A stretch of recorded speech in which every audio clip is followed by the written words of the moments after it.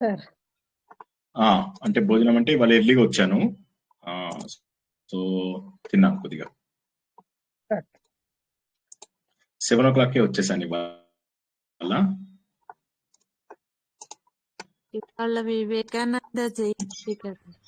జై శ్రీకృష్ణ సార్. అవును, ఇవాళ వివేకా- జై శ్రీకృష్ణ. వివేకానంద జయంతి కదా సార్ ఇవాళ.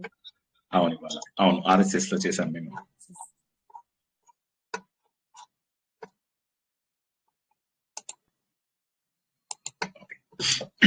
ప్రారంభించుకుందాం.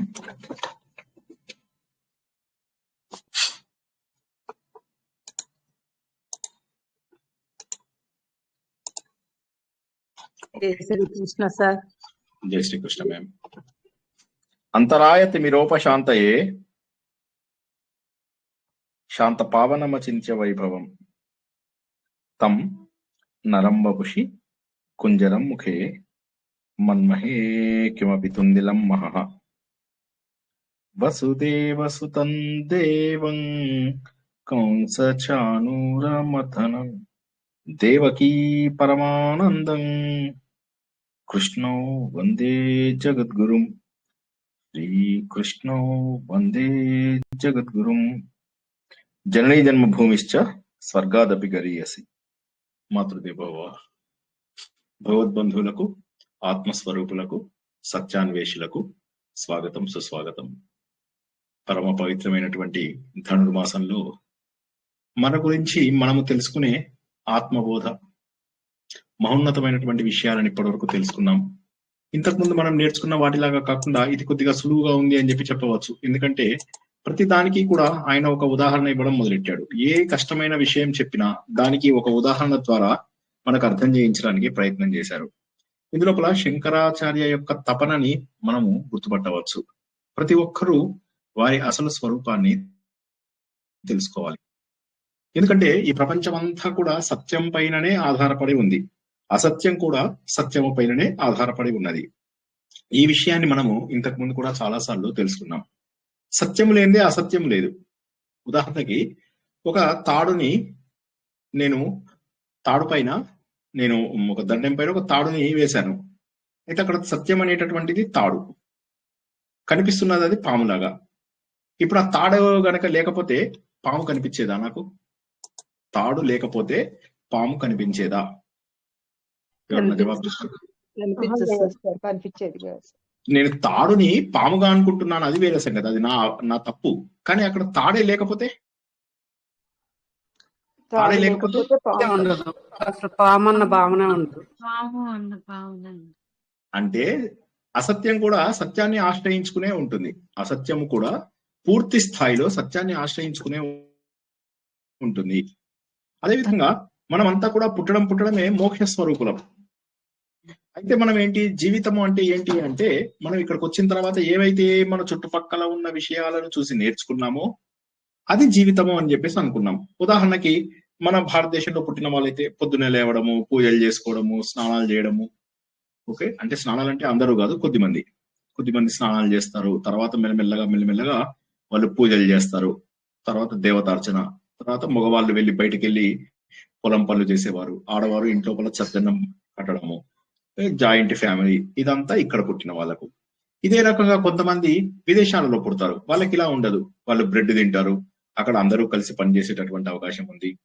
వారి యొక్క ప్రవర్తన, వారి యొక్క మాటలు అన్ని, వారి ప్రపంచం వేరు, మన ప్రపంచం వేరు. ఈ విధంగా చూసుకున్నట్లయితే మనం ఎక్కడ పెరుగుతామో ఆ భావాలనే మనం పట్టుకుంటాం. ఉదాహరణకి కొన్ని దేశాల లోపల పిల్లలు కాస్త పెద్దవాళ్ళైన తర్వాత తల్లిదండ్రుల దగ్గర ఉండడం అనేది వాళ్ళకి ఇష్టం ఉండదు, వీళ్ళకి ఇష్టం ఉండదు. తల్లిదండ్రులకి ఇష్టం ఉండదు, పిల్లలకు కూడా ఇష్టం ఉండదు. స్వతంత్రం కావాలి అన్నట్టుగా చాలా డెవలప్డ్ నేషన్స్ ఏవైతే ఉంటాయో అక్కడ ఈ కాన్సెప్ట్ ఉంది. మరి మన దగ్గర పిల్లవాడు ఇంట్లోంచి వెళ్ళిపోతే తప్పుగా భావిస్తారు. అంటే ఆచార వ్యవహారాలు వేరు, పద్ధతి వేరు, తప్పు అనే దాని డెఫినేషన్ వేరు. మనం ఎడమ వైపు నుంచి డ్రైవింగ్ చేయాలి, కొన్ని దేశాల్లో కుడి వైపు నుంచి డ్రైవింగ్ చేయాలి. సో కాబట్టి ప్రాంతాన్ని బట్టి ఇవన్నీ కూడా మారిపోతూ ఉంటాయి. పద్ధతులను బట్టి మన ప్రపంచం మారిపోతూ ఉంటుంది. మనకు పొద్దున్న అయిన సమయము వేరే వాళ్ళకి రాత్రి అయ్యేటటువంటి అవకాశం ఉంది. అదేవిధంగా కొంతమంది నైట్ డ్యూటీ చేసే వాళ్ళు ఉంటారు. మనమంతా రాత్రి ఎప్పుడెప్పుడు అవుతుందా అని ఎదురు చూస్తూ ఉంటాం. పాపం వాళ్ళు పగలు ఎప్పుడెప్పుడు అవుతుందా అని ఎదురు చూస్తూ ఉంటారు.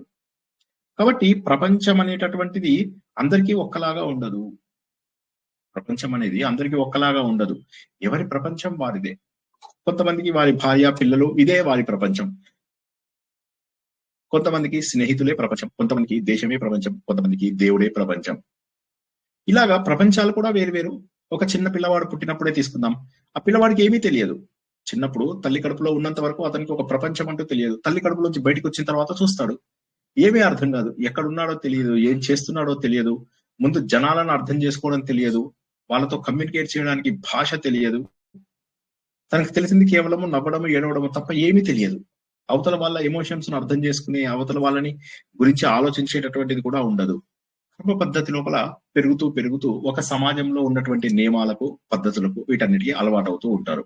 అప్పుడేమవుతుంది, ఆ సమాజంలో ఉన్నటువంటి మంచి అలవాట్లు, ఆ సమాజంలోనే ఉన్నటువంటి చెడ్డ అలవాట్లు అన్ని కూడా ఒక వ్యక్తి తీసుకోవడం ద్వారా ఏమైపోతుందంటే, అలా నేనున్నది వేరు, నా అసలు స్వరూపం వేరు, నేను ఉన్న ప్రాంతాన్ని బట్టి దీనికి ముసుగులు వేసుకుంటూ వెళ్తున్నాను. భారతదేశంలో ఉంటే భారతదేశపు ఆచార వ్యవహారాలు అనేటువంటి ముసుగు వేసుకుంటున్నాను. అదే నేను పాశ్చాత్య దేశాలలో ఉంటే అక్కడ ముసుగులు వేసుకునేటటువంటి అవకాశం ఉంది. సో ముసుగు అనేది తప్పనిసరి అవుతుంది. కానీ నేను ఉన్నది ఎవరు, నా అసలు స్వరూపం వేరు, కానీ నేను వేసుకుంటున్నటువంటి ముసుగు వేరు. నా ముసుగు వేరైంది, నేను ఉన్నటువంటి పరిస్థితి వేరు. నేను ముసుగు వేసుకున్నాను, ఒక్క నిమిషం అన్మ్యూట్ చేస్తున్నా కొంతమంది. సో నేను ముసుగు వేసుకుంటున్నాను, కానీ నా అసలు స్వరూపం వేరు. ఈ విధంగా ఏమవుతుందంటే, ఇక్కడికి వచ్చిన తర్వాత కొన్నేళ్లకి అన్నయ్య, తమ్ముడు, అమ్మ, నాన్న, ఫ్రెండ్స్, ఇలా ఇలా ఇలా ఇలా బంధాలన్నీ ఏర్పడతాయి. ఈ బంధాలన్నీ కూడా క్రమ పద్ధతిలో పెరుగుతున్నాయి, బాగా బలపడుతున్నాయి అనుకునే లోపల మళ్ళీ భార్య, భర్త, తన సంసారము, తన పిల్లలు, ఇవన్నీ కూడా మళ్ళీ ఏర్పడుతూ ఉంటాయి. ప్రపంచం మారిపోతుంది, బంధాలు మారిపోతున్నాయి. మళ్ళీ ఏర్పరచుకున్నటువంటి బంధాలలో కొన్ని బంధాలు ఆటోమేటిక్ గా తెగిపోతూ ఉంటాయి. చివరికి ఈ అన్ని బంధాలకు మూలమైనటువంటి నేను కూడా ఈ ఫాల్స్ ప్రపంచంలోంచి బయటికి వెళ్ళిపోతాను. ఫాల్స్ ప్రపంచం అని ఎందుకు చెప్పాల్సి వచ్చింది? ఎందుకంటే నేర్చుకున్నవన్నీ ఇక్కడ నేర్చుకున్నా. నేను నా స్వరూపానికి నేనేం చేశానంటే, బయట జనాలందరూ నేర్పించిన ముసుగు వేసుకున్నాను. మనకి ఏది నేర్పిస్తే అదే కరెక్ట్. ఉదాహరణకి ఒక వ్యక్తికి సహాయం చేయడం మంచిదా చెడ్డదా? ఎవరన్నా చెప్పండి. హలో, ఎవరు చెప్పారు మంచిదని? ఎవరు చెప్పారు మంచిదని? ఒకరికి సహాయం చేయడం మంచిదని మనకే తెలుస్తుంది. తెలియదు, మన తల్లిదండ్రులు కూడా చెప్తారు కదండి. తల్లిదండ్రులు చెప్తారు. చెప్పలేదనుకోండి, మీ తల్లిదండ్రులు ఏమంటారంటే అవతల వాళ్ళని కొడితేనే మంచిది అని చెప్పారు అనుకోండి. ఉదాహరణకి ఇప్పుడు మాంసాహారులు ఉంటారు, వాళ్ళు చిన్నప్పటి నుంచే అన్నింటినీ చంపేస్తూ ఉంటారు. మొదటిసారి చంపుతున్నప్పుడు పిల్లలు ఏడుస్తూ ఉంటారు, అమ్మా వద్దు, నిన్నటిదాకా ఆడుకున్నటువంటి కోడిని, నిన్నటిదాకా ఆడుకున్నటువంటి కుక్కని, వీటన్నిటిని చంపేసి తినేస్తూ ఉంటారు. ఇక్కడ నా తప్పు చెప్పానా? అన్ని బాగానే చెప్పానా?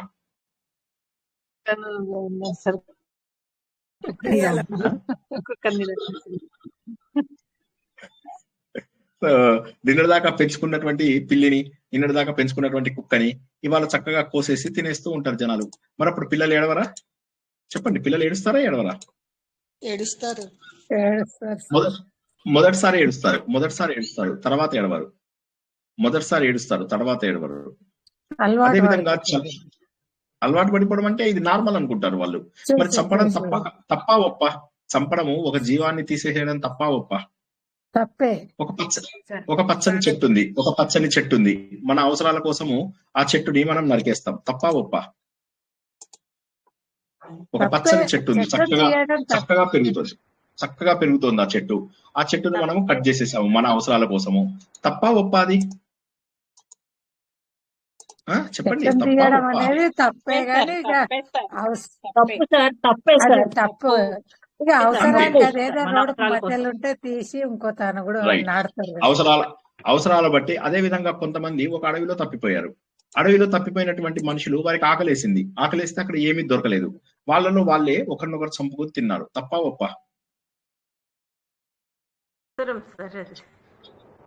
ఎవడు బతకరు సార్, ఒకరినొకరు చంపేసుకుంటే ఇంకెవరు బతుకుతారు సార్? బలం ఉన్నవాడు బతుకుతాడు, ఎవడో ఒకటి అందులో ఒకళ్ళిద్దరు బలమైన వాళ్ళు ఉంటారు కదా, వాళ్ళు బతుకుతారు. కానీ అది చంపడం తప్ప ఒప్ప? అది కరెక్ట్ కాదు సార్, అది కరెక్ట్ కాదు. అది కరెక్టే. అక్కడ వాడికి ఏం దొరకలేదు, వాడు బతకాలంటే రెండో వాళ్ళని చంపాలి. అంతే. వాడికి ఆహారం కావాలి కాబట్టి అతన్ని చంపాడు. కాబట్టి పరిస్థితుల బట్టి మన ప్రపంచం మారిపోతుంది, పరిస్థితుల బట్టి నియమాలు మారిపోతున్నాయి, పరిస్థితులను బట్టి తప్పు ఒప్పు అనేటటువంటివి మారిపోతున్నాయి.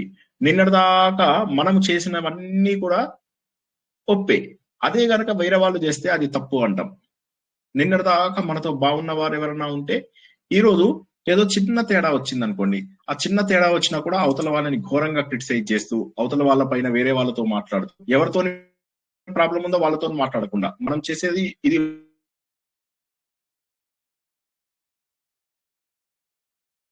మాట్లాడాలా? సునంద గారు చెప్పండి. స్ట్రక్ అయింది సార్, వాయిస్ రావట్లేదు. అందరికీ అలాగే ఉందా?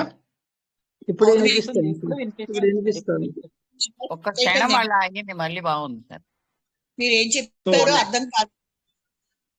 నేనేం చెప్పాను ఇప్పుడు నేనే మర్చిపోయా.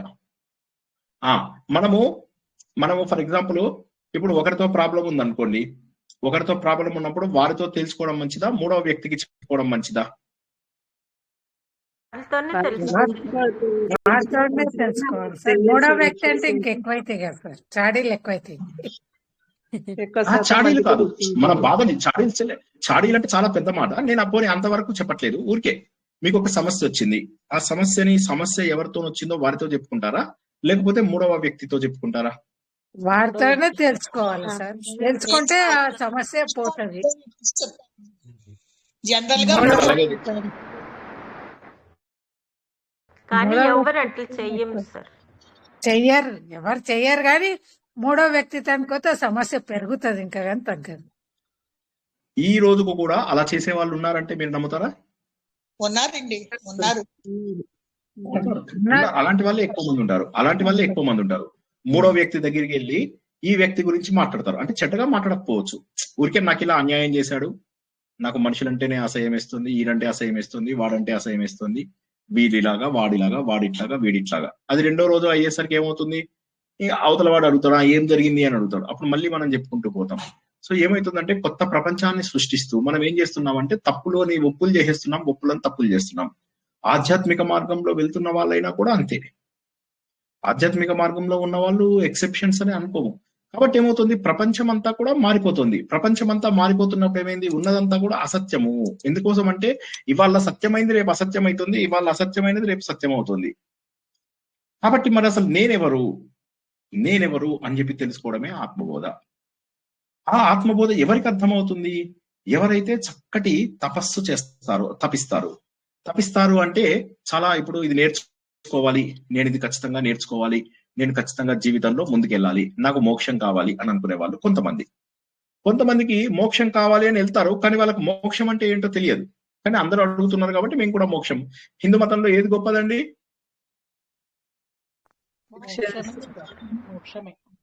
మోక్షమే గొప్పది. మోక్షమే గొప్పది. కాబట్టి అందరూ ఏంటంటే మోక్షం కావాలంటే మోక్షం కావాలంటారు. అప్పుడు దేవుడు వచ్చేసి దా మోక్షం ఇస్తాను, నాలో కలుపుకుంటాను, ఎవరికి అంటే ఏమొస్తుంది, నాకు నీలో కలుపుకుంటే ఏమొస్తుంది దేవుడా, నేను నీలో కలిసిపోతాను దేవుడా, నాకేమొస్తుంది? ఏమొస్తుంది అంటే ఏం లేదు, అక్కడ ఫ్రెండ్స్ ఉంటారా, అక్కడ శరీరాలు ఉండవు. మరి అక్కడ నేను ఆలోచించి ఇది చేయడానికి ఏమన్నా బంధువులు ఉంటారా, లేకపోతే నా ధనాన్ని గాని నా హోదాని గాని చూపించుకోవడానికి ఎవరైనా ఉంటారా, లేకపోతే అక్కడ నాకు మంచి ఫుడ్ దొరుకుతుందా? దీనికి జవాబు చెప్పాలండి. మోక్షానికి ఫుడ్ బాగా దొరుకుతుందని అర్థం, అంతేనా? కరెక్టేనా? మోక్షం అంటే ఏంటంటే మంచి ఫుడ్.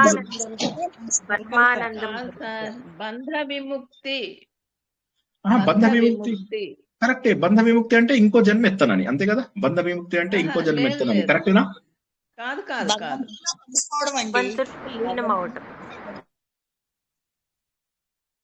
ఎవరో చెప్తున్నారు బంధ విముక్తి అంటే ఏంటో చెప్పండి. వైరాగ్యం రావాలి, ముందు వైరాగ్యం రావాలి.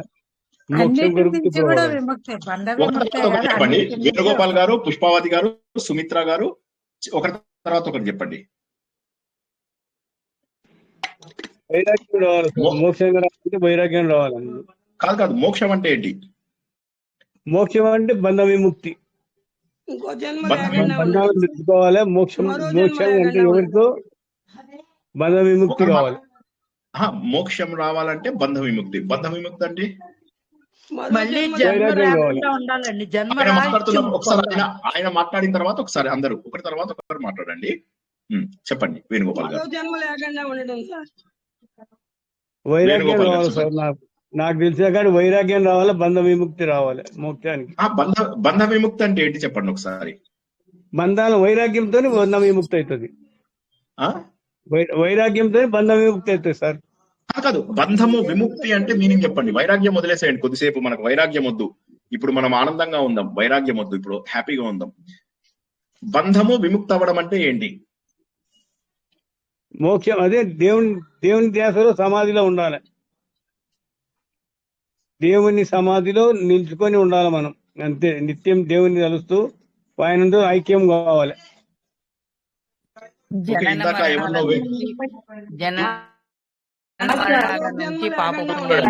మిగతా వాళ్ళందరూ మ్యూట్ లోకి వెళ్ళిపోండి. ఇందాక ఇంకో ఇద్దరిని మాట్లాడమన్నాను వేణుగోపాల్ తర్వాత, వారిద్దరూ మాట్లాడండి. ఇందాక ఎవరో ఇద్దరిని మాట్లాడమన్నాను, సుమిత్ర గారు, ఇంకొకరు ఎవరో ఉన్నారు. సుమిత్ర గారు ఎవరు? సుమిత్ర గారా మాట్లాడేది? ఎవరు మాట్లాడుతున్నారు?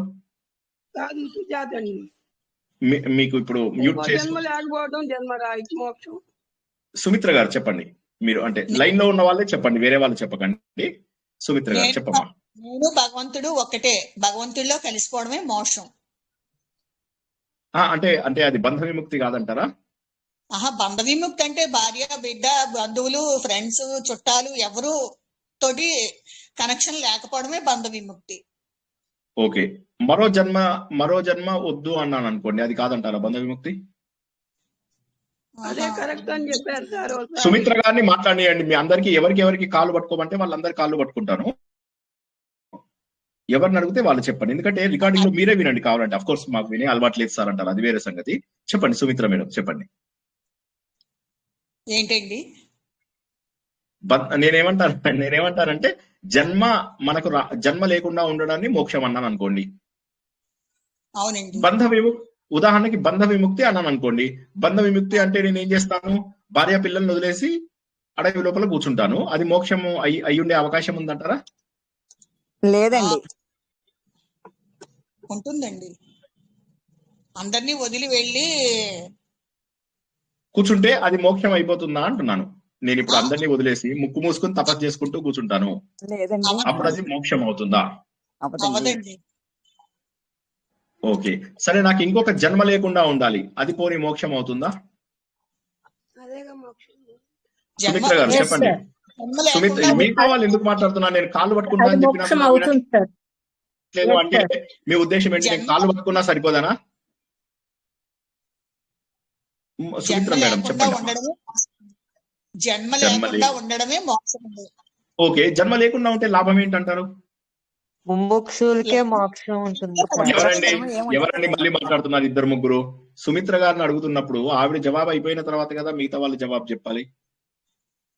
దేవుళ్ళలో కలిసిపోయాక ఇంకేమీ ఉండదు కదండి, అంతా సంతోషమే తప్ప ఇంకేమీ ఉండదు దేవుళ్ళలో కలిసిపోవడం. అంటే లాభం ఏమిటి? ఇప్పుడు ఇలా ఉన్నాను, చక్కగా కబుర్లు చెప్తుంటే ఆనందంగా ఉంది, ఫ్రెండ్స్ తో కలిసి పార్టీ చేసుకుంటుంటే ఆనందంగా ఉంది, ఆఫీస్కి వెళ్ళేసి కబుర్లు చెప్తుంటే నాకు ఆనందంగా ఉంది, ఒక కొత్త బంగ్లా కొనుక్కుంటే నాకు ఆనందంగా ఉంది, ఒక కొత్త కారు కొనుక్కుంటే నాకు ఆనందంగా ఉంది, కొత్త భార్య వస్తే ఆనందంగా ఉంటుంది, కొత్త పిల్లలు వస్తే ఆనందంగా ఉంటుంది. ఇవన్నీ కూడా నాకు ఆనందాన్ని కలిగించేవి. ఎన్ని జన్మలెట్టినా కష్ట సుఖాలు అనుభవించడం తప్పదు కదండి. ఓన్లీ మనిషి అన్నాక కష్ట సుఖాలు ఉండవు. ఉంటాయండి. మరి అలాంటప్పుడు అవి తీసుకున్నప్పుడు మనకేమైంది? బానే ఉంటాం. కష్టం వచ్చినప్పుడు ఓకే అని వదిలేసేసి సుఖం వచ్చినప్పుడు ఎంజాయ్ చేసుకుంటే సరిపోతుంది కదా.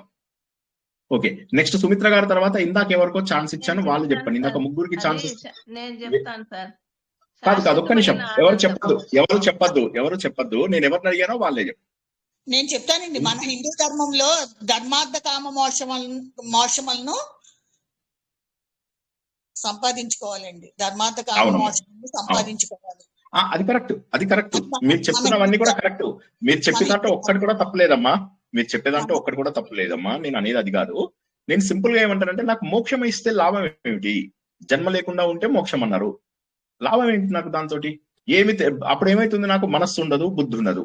ఇప్పుడు మనస్సు బుద్ధి ఉందనుకోండి, నేను సుఖాన్ని దుఃఖాన్ని కూడా నేను అనుభవించగలుగుతాను. మనసున్న బుద్ధి ఉన్నా.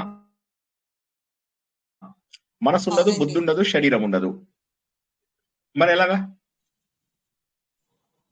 ఓకే, పర్వాలేదులేండి, పర్వాలేదు. ఇది ఆలోచించడానికే చేస్తున్నాను నేను. అమ్మ ఎవరిది తప్పు పట్టట్లేదు, ఎవరికి ఇది కాదు, ఊరికే ఇది కావాలని క్వశ్చన్స్ క్రియేట్ చేస్తున్నాను అంతే. మీరేమి ఇలా తప్పుగా తీసుకోవద్దు. Very good. అయినా పర్లేదు, మీరు బాగా చెప్తున్నారు, చక్కగా యూ ఆన్సర్డ్ వెరీ వెల్. ఇంకెవరన్నా మోసం ఇందాక చెప్పిన వాళ్ళలో ఆనందమే, అంత ఆనందం అమ్మ మోసం అంటే. ఆనందం ఎలా తెలుస్తుందమ్మా మనకు? ఇప్పుడు మీరు అదే మాట చెప్తున్నారు ఇందాకటి నుంచి, ఆనందం ఎలా తెలుస్తుంది? ఇంకేమీ ఇప్పుడు మీరు తెలియక్కర్లేదండి, దేవుణ్ణి కలిసిపోతాం అంతే. ఇక్కడ కొద్దిగా మీరు తప్పు చెప్తున్నారు. సరే, వదిలేసేయండి. ఇంకెవరైనా జవాబు చెప్పండి. జై ఇందాక శ్రీకృష్ణ సార్. ధర్మలత గారు చెప్తారా? ఇందాక ఎవరికో ఒక్క నిమిషం ఆగండి, మీరు చెప్పొచ్చు. కానీ ఇందాక ఎవరో జవాబు చెప్పడానికి సిద్ధమైతే వారిని ఆపాను. ముగ్గురులో వేణుగోపాల్ గారు, సుమిత్ర గారు, ఇంకొకరని పేరు చెప్పాను. ఇంకొకరు ఎవరు?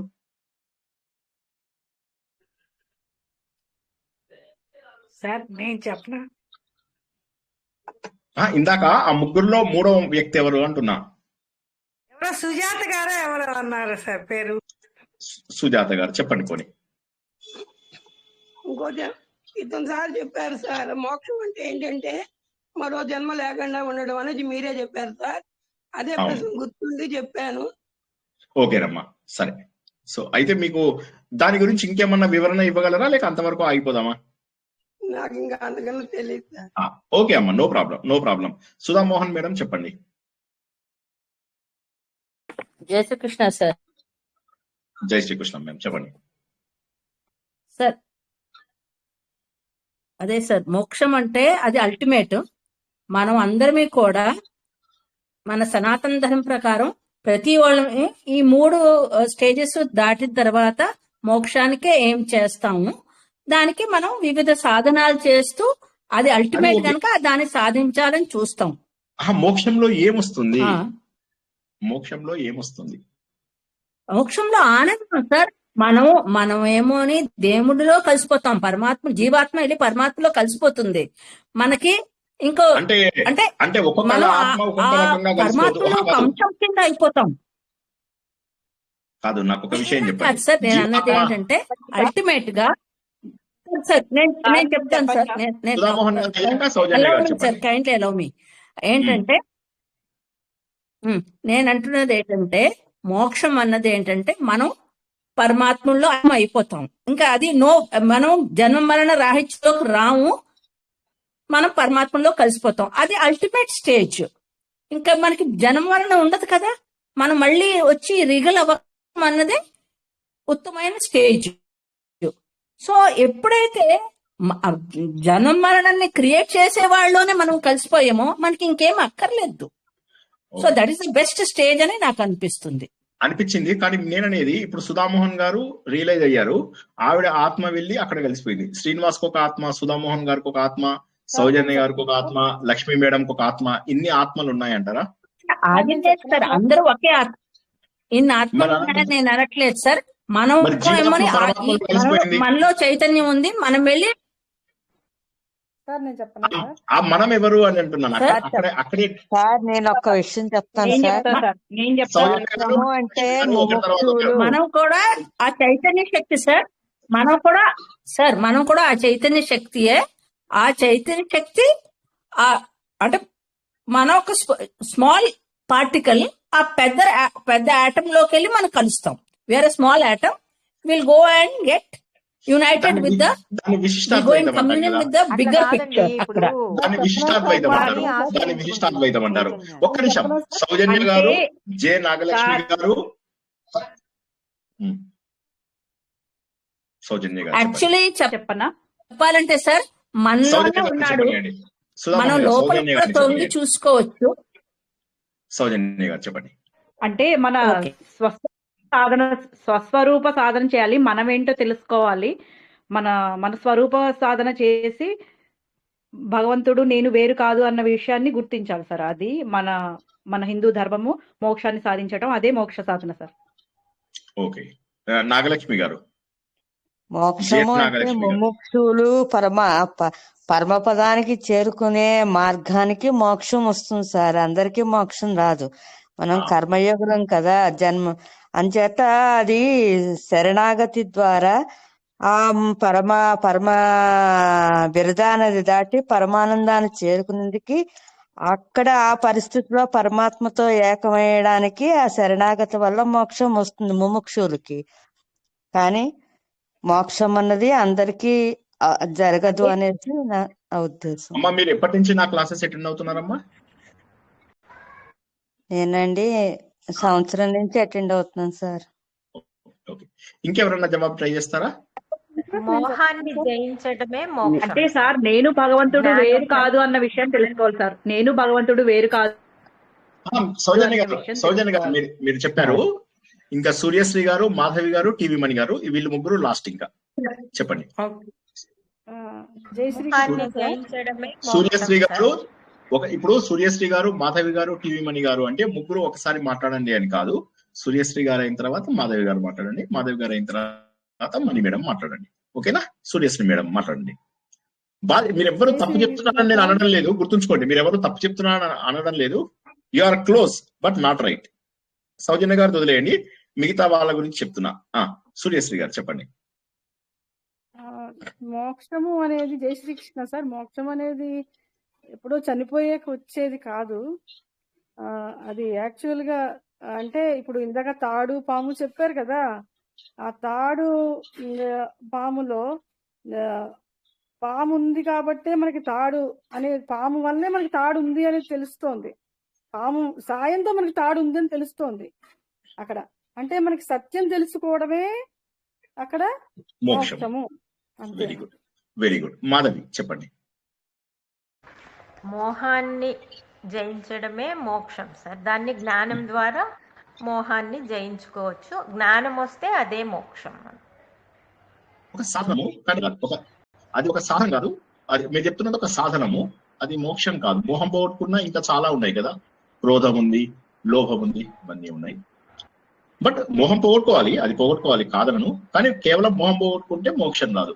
ఓకే, లాస్ట్ ఎవరు? మణి మేడం చెప్తారా? మనలో ఉన్న ఆనందాన్ని, మనలో ఉన్న అజ్ఞానం పోయి మోక్షం వస్తుంది. అదే ఆనంద స్వరూపం. ఇంకా మనకు అప్పుడు ఏమీ అవసరం లేదు. అల్టిమేట్ విడుదల ఒకటేనండి, మోక్షానికి విడుదల ఒకటే. జనన మరణాల చక్రం నుండి విముక్తి అవుతాం సార్, బంధ విముక్తి. కరెక్ట్. కానీ లాభం ఏంటి? ఇప్పుడు నేనేమంటానంటే, ఇప్పుడు ధర్మలత మేడం, ఇప్పుడు మీరు అన్నది కరెక్టే, జనన మరణాల నుంచి విముక్తి అవుతాం. లాభం ఏంటి? దాన్ని మోక్షం అంటారు. అంటే మనం లాభం ఏంటి? పొందటమే కదా సార్. శాశ్వతమైన ఆనందం వస్తుంది కదా సార్. మోక్షము అంటే సత్యం తెలుసుకోవడము. మోక్షము అనేది సత్యం తెలుసుకోవడం, సత్యం తెలుసుకుని నేనే సత్యాన్ని అని గ్రహించడము అనేది దాని ప్రకారం నేను అనుకున్నది సార్. జై శ్రీకృష్ణ సార్. బెనిఫిట్ ఏమిటి అంటే అదే అనిపించింది సార్. అంటే మనం నిత్యం ఆనందంగా ఉండే, అంటే ఇప్పుడు మనకి ఏదైనా ఒక ఆనందం గాని దుఃఖం గాని అంటే అది ఎలా ఉంటుంది, టెంపరీగా ఉంటుంది కదా. మనకు అలా టెంపరీగా కాదు, ఎప్పుడు శాశ్వతంగా ఉండాలి. నిత్యం మనం ఆ ఆనంద స్థితికి వెళ్ళడమే మోక్షం సార్. అంటే మోక్షం యొక్క లక్షణం ఆనంద స్థితికి. అంటే మీరు చెప్పింది తప్పని నేను అదే చెప్తున్నా. ఇలా ఒక్కరైనా తప్పు చెప్పారంటే ఒక్కరు కూడా తప్పు చెప్పలేదు. ఒక్కరు కూడా ఒక్కరైనా తప్పు చెప్పలేదు సార్. మోక్షం అంటే మరో జన్మ ఉండదు సార్. అది కరెక్టే, అది అందరూ ఇందాక చెప్పారు. కానీ ఏంటి మోక్షంలో ఏం సాధిస్తాము? ఇందులో సౌజన్య గారు చెప్పింది మోర్ యాక్యురేట్. అందరూ కరెక్ట్ జవాబు చెప్పారు. సత్యం తెలుసుకోవడము, స్వస్వరూప సాధన చేయడము. అంటే ఇప్పుడు ప్రాబ్లం ఏమైపోతుందో చెప్తాను. ఒక్కసారి మళ్ళీ కొద్దిగా వెనక్కొద్దాం. ఒక్కసారి ప్లీజ్. మళ్ళొకసారి చెప్తున్నాను. ఇదంతా ఎందుకు చెప్తున్నానంటే, ఈ ఆత్మబోధకు అర్హత ఎవరికి ఉందండి? రాధిక, ఆ ఆత్మబోధ అర్హత ఎవరికి ఉంది చెప్పండి.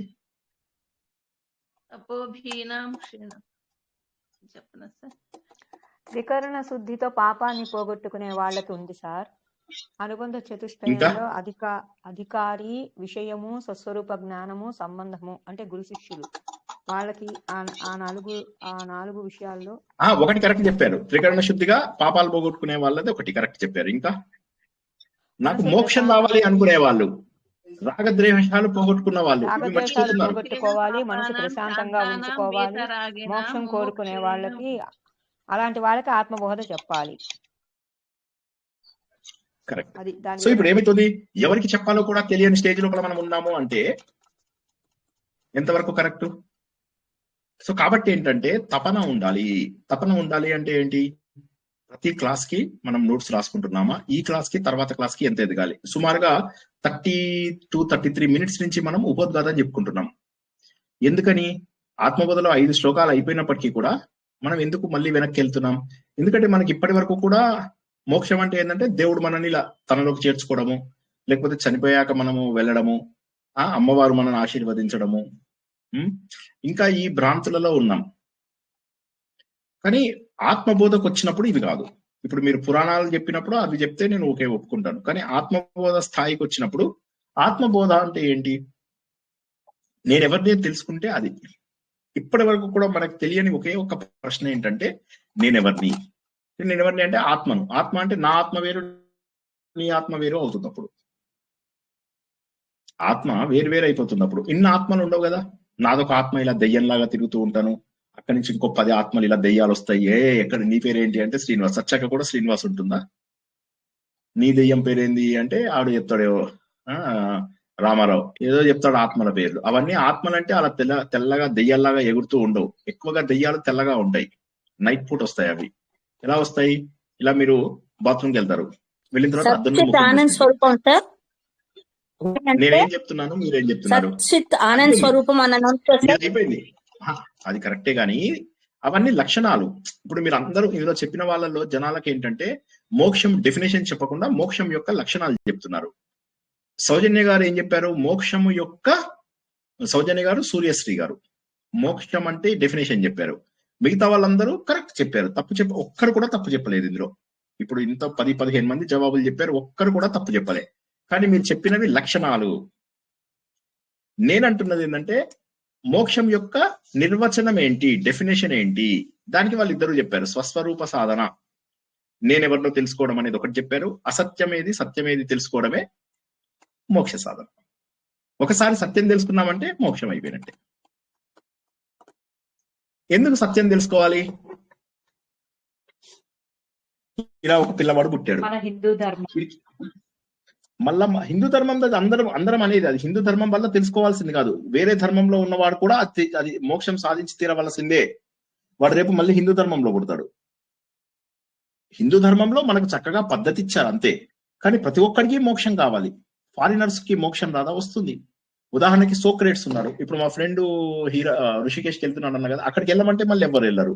రోజు మొత్తం చదువుకోండి అంటే ఎవడు చదవాడు, ఎవరు చూడట్లేదు, అసలు ఎవరు చదువుకోవడంలా. నేను ఒక గంట చెప్పానంటే మీరు 3 గంటలు చదువుకోవాలి. లేదు సార్ మాకు ఒక 20 పారాయణాలు ఉన్నాయి సార్. నోట్స్ ఎంతమంది రాసుకున్నారండి? ఆత్మబోధకి, ఆదిత్య హృదయంకి నోట్స్ రాసుకునే వాళ్ళు ఏమనుకోవద్దు, నెక్స్ట్ క్లాస్ నుంచి రావద్దు. మీకు అంత ఇంట్రెస్ట్ ఉంటే వినండి, వీడియోలు రికార్డింగ్ ఉంటుంది కదా, వినండి. ఎందుకంటే చాలా సులభంగా పాపమైన శంకరాచార్య అత్యంత కష్టమైన విషయాన్ని అమృత గులికెల్లాగా ప్రతి ఒక మాట చెప్పడం, కింద ఒక ఉదాహరణ చెప్పడం, ఒక మాట చెప్పడం, ఒక ఉదాహరణ చెప్పడం చెప్తున్నాడు. మనం ఇప్పుడు ఏ స్టేజ్ లో ఉన్నామంటే ఆత్మబోధ ఎవరికి అంటే ఎవరు జవాబు చెప్పలేకపోయారు. అంటే మళ్ళీ వెనక్కి ఎన్నిసార్లు వెనక్కి వెళ్ళమంటారు నన్ను చెప్పండి ఒకసారి. ముందు ఏం నేర్చుకుంటున్నామో ఫస్ట్ అందరూ అర్థం చేసుకోండి. ఏం నేర్చుకుంటున్నాం? ఇది ఒక పిల్లవాడి గురించి చెప్పాను నేను. ఇప్పుడు వాడికి తల్లి వల్ల ఒక ప్రపంచం తెలిసింది. చాలా మంది పిల్లలు బయటికి వచ్చాక కూడా వాడు తల్లి కడుపులోనే ఉన్నాం అనుకుంటారు. తర్వాత ఇక్కడ ప్రపంచం అనేటటువంటి ఇంకొక లేయర్ దీని మీద వచ్చింది. తర్వాత ఏమైంది? ఇంకొక లేయరు ఫ్రెండ్స్, ఇంకొక లేయరు స్నేహితులు, ఇంకొక లేయరు మనం నేర్చుకున్నటువంటి క్లాసెస్, అవి ఇవి. ఇంత కల్మషం వచ్చేసింది మనకు. వీటి లోపల శ్రీనివాస్ స్టూడెంట్స్ లాగానే అందరూ బిజీ. వీళ్ళందరూ ఎంత బిజీ అంటే శ్రీనివాస్ స్టూడెంట్స్ దేశ సేవ చేస్తున్నారు, దైవ సేవ చేస్తున్నారు, ధర్మం గురించి తెలుసుకుంటున్నారు, ఆఫీస్లకు వెళ్ళి బోల్డ్ అంత సంపాదిస్తున్నారు. అందువల్ల అందరూ ఎంత బిజీగా ఉన్నారంటే లెక్కలేనంత బిజీగా ఉన్నారు. రోజులో 40 గంటలు పెట్టమని రోజు వెళ్ళి సూర్యుడితో గొడవ పడుతున్నారు. సూర్యుడా 40 గంటలు ఎందుకు పెట్టట్లేదు నువ్వు, 24 గంటలు సరిపోవడం లేదు అని ఏడుస్తున్నారు. లిటరల్లీ గొడవ పడుతున్నారు ప్రతిరోజు, అంత బిజీగా ఉంటున్నారు. అంత బిజీగా ఉన్న వాళ్ళకి దీని గురించి ఏం తెలుస్తుంది? చిన్న గీత గురించి.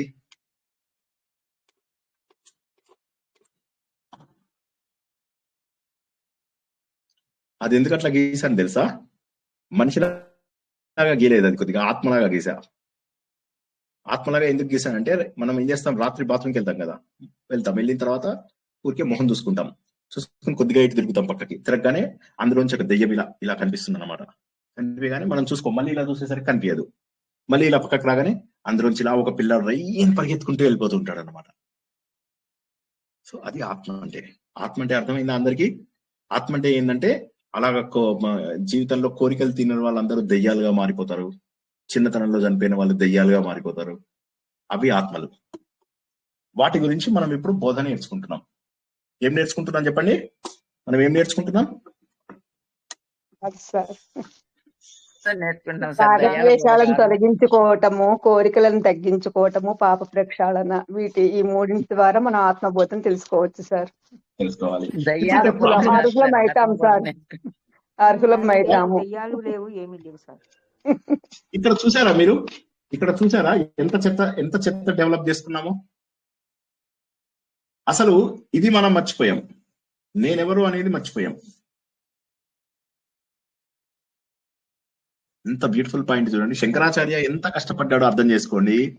శంకరాచార్య తర్వాత మళ్ళా అంత కష్టపడ్డది మా తత్వ విధానంద గారు, నేను. ఇద్దరు తప్ప ఎవ్వరు కష్టపడట్లా. మిగతా వాళ్ళందరూ నువ్వు ఈ ఆలయానికి వెళ్ళావంటే గుడ్డిలో పెడతాడు వాడు, నీకు ఇంత లాభం అంతే. వాళ్ళకి ఈ క్లాసెస్ అవసరం లేదు, ఆనెస్టీ చెప్తున్నా. ఇంకా కూడా ఇప్పటికీ కూడా నా కష్టాలు దేవుడు తీరుస్తాడు, నన్ను నేను ఎన్ని పాపాలు చేసినా సరే. అది క్రిస్టియన్ మతం. క్రిస్టియన్ మతంలో వాళ్ళు ఏం చేస్తారు, వాళ్ళకి మనలాగా నీతి నియమాలు అవి ఉండవు. ఏం తినాలి, మనకు సాత్విక ఆహారం, రాజసిక ఆహారం, తామసిక ఆహారం ఉంటుంది. వాళ్ళకి ఏమి ఉండదు, ఏది దొరికితే అది అడ్డగాడిదలాగా తింటారు. తిన్న తర్వాత ఏమవుతుంది, వాళ్ళకి దేవుడు అది పెద్దగా వాళ్ళకి ఏమీ ఉండదు. తప్పు చేయాలనుకో చేయాలి, ఏ తప్పు పడితే ఆ తప్పు చేస్తారు, వెళ్ళిపోతారు. మళ్ళీ దేవుడి దగ్గరికి వెళ్తారు. దేవుడి దగ్గరికి వెళ్ళేసి వాడు అక్కడ కన్ఫెషన్ సెల్ ఉంటుంది అనమాట, అందులో నిలబడతారు. నేను ఈ తప్పు చేశాను అంటే అక్కడ 500 రూపీస్ ఫైన్ కట్టేసి వెళ్ళు అంటాడు, చిన్న తప్పుకైతే. వాళ్ళు కట్టేసి వెళ్ళిపోతారు. మళ్ళీ కొత్తగా ఫ్రెష్ గా పాపాలు చేసుకుంటారు. ఎందుకు? వాళ్ళ పాపాలన్నీ కూడా దేవుడి యొక్క రక్తంతో వాళ్ళు ప్రక్షాళన చేసుకుంటున్నారు. పాపం ఆయన మహానుభావుడు యేసుక్రీస్తు, ఆయన చనిపోయిన కారణం ఏమిటి? అందరికీ సత్యాన్ని తెలిపాలనే ఒక కారణంతో ఆయన చనిపోతే ఆయనను దేవుణ్ణి చేసేసి ఆయన రక్తం లోపల వీళ్ళందరూ పాపాలు కడిగేసుకుని మళ్ళీ పాపాలు చేస్తున్నారు. క్యాథలిక్స్ అంటే ప్యూరెస్ట్ ఫార్మ్ ఆఫ్ క్రిస్టియానిటీ. ఆ క్యాథలిక్స్ లో వాళ్లకు ఎంతైతే ఆదాయం వస్తుందో ఆ ఆదాయంలో 90% ఆదాయం ప్రపంచవ్యాప్తంగా వాళ్ళ మీద ఉన్నటువంటి ఈ ఆడవాళ్ళ పైన అత్యాచారాలు చేసే కేసుల మీద వాదిస్తున్నారు. 90% వచ్చిన ఆదాయం అంతా చర్చిలకు, వాటికి వచ్చే ఆదాయం అంతా ఫాదర్స్, పాస్టర్స్ వీళ్ళందరూ చేసే వాటికే వెళ్ళిపోతుంది. ఇంకెవరికి నేను చెప్తున్నది? క్యాథలిక్స్ కి. ఇక ప్రొటెస్టెంట్స్ లో అయితే లెక్కలేదు, విచ్చల విడిగా పాపాలు చేస్తారు. వాళ్ళకు తాగడం తప్పు కాదు, స్మోకింగ్ చేయడం తప్పు కాదు, ఆడవాళ్ళని ఇది చేయడం తప్పు కాదు, వాళ్ళకి ఏవి తప్పులు కావు. ఎందుకంటే తప్పుంటే మళ్ళీ వెళ్ళి అక్కడ రక్తంతో కడుక్కోవాలి. ఇప్పుడు మన ప్రవచనకర్తలు ఇలా ఊపుకుంటూ చెప్తారు చూడండి, నా మాట అబద్ధం కాదు అనుకుంటూ చెప్తారు కదా, వాళ్ళు చెప్తున్నది అదే కదా. ఇప్పుడు నువ్వు ఈ ఆలయానికి వెళ్తే నీకు ఈ ప్రక్షాళన పోతుంది, నువ్వు ఇక్కడికి వెళ్ళావంటే ఇక్కడ నువ్వు ఇందులో మునిగితే నీ పాపాలన్నీ పోతాయి, ఇక్కడ ఉన్నావంటే నీకు జన్మలకు 7 జన్మల పాపాలు పోతాయి అని పీఠాధిపతులు, మఠాధిపతులు చెప్తారు. ఇప్పుడు వీళ్ళలో ఎవరైనా బాబు నువ్వెవరవో తెలుసుకో, ఏదైతే శంకరాచార్య చెప్పాడో ఆ మాట శంకర మఠం వాళ్ళు చెప్పరు. ఇప్పుడు దురదృష్టం ఎక్కడొచ్చిందంటే శంకరాచార్య చెప్పిన మాట కూడా శంకర మఠం చెప్పరు. వాళ్ళేం చేస్తారు, శంకర మఠంకి వెళ్ళాలి మీరు, అక్కడ వెళ్తే శంకరాచార్య ఎవడైతే విగ్రహారాధనను వ్యతిరేకించాడో ఆయన విగ్రహం పెడతారు, అందులో ఒక పూజారిని పెడతారు, ఆ పూజారి మీకు తీర్థం ఇస్తాడు, దానికి మీరు దండం పెట్టుకుని బయటకు వస్తారు. అంటే ఏ విధంగా మారిపోయామంటే మన గురించి మనం తెలుసుకోవాలి. చూడండి ఎన్ని లేయర్స్ ఫామ్ అయ్యాయో చూడండి. ఎవడే సుబ్రహ్మణ్యం సినిమా లోపల వాళ్ళు అంటారు, ఏమంటారు, నువ్వెవరివి అంటే నేను ఫలానా MBA చదివినవాన్ని అంటాడు, నువ్వెవరివి అంటే ఫలానా ఫాదర్ కొడుకుని అంటాడు, నువ్వెవరివి అంటే ఫలానా కంపెనీకి హెడ్ని అంటాడు, నువ్వెవరివి అంటాడు, నేను మొగాన్ని అంటాడు, నువ్వెవరివి అంటాడు. అనగానే శ్రీనివాస్ ఫ్రెండ్ని అంటాడు. అతను అంటాడు ఎంబీఏ అంటే నీ చదువు అయింది, మేల్ అంటే నీ జెండర్ అయింది, నీ ఉద్యోగం అయింది, నువ్వు ఎవరి కొడుకువో అయింది, నువ్వు ఎవరి ఫ్రెండ్వో అయింది, నువ్వెవరివి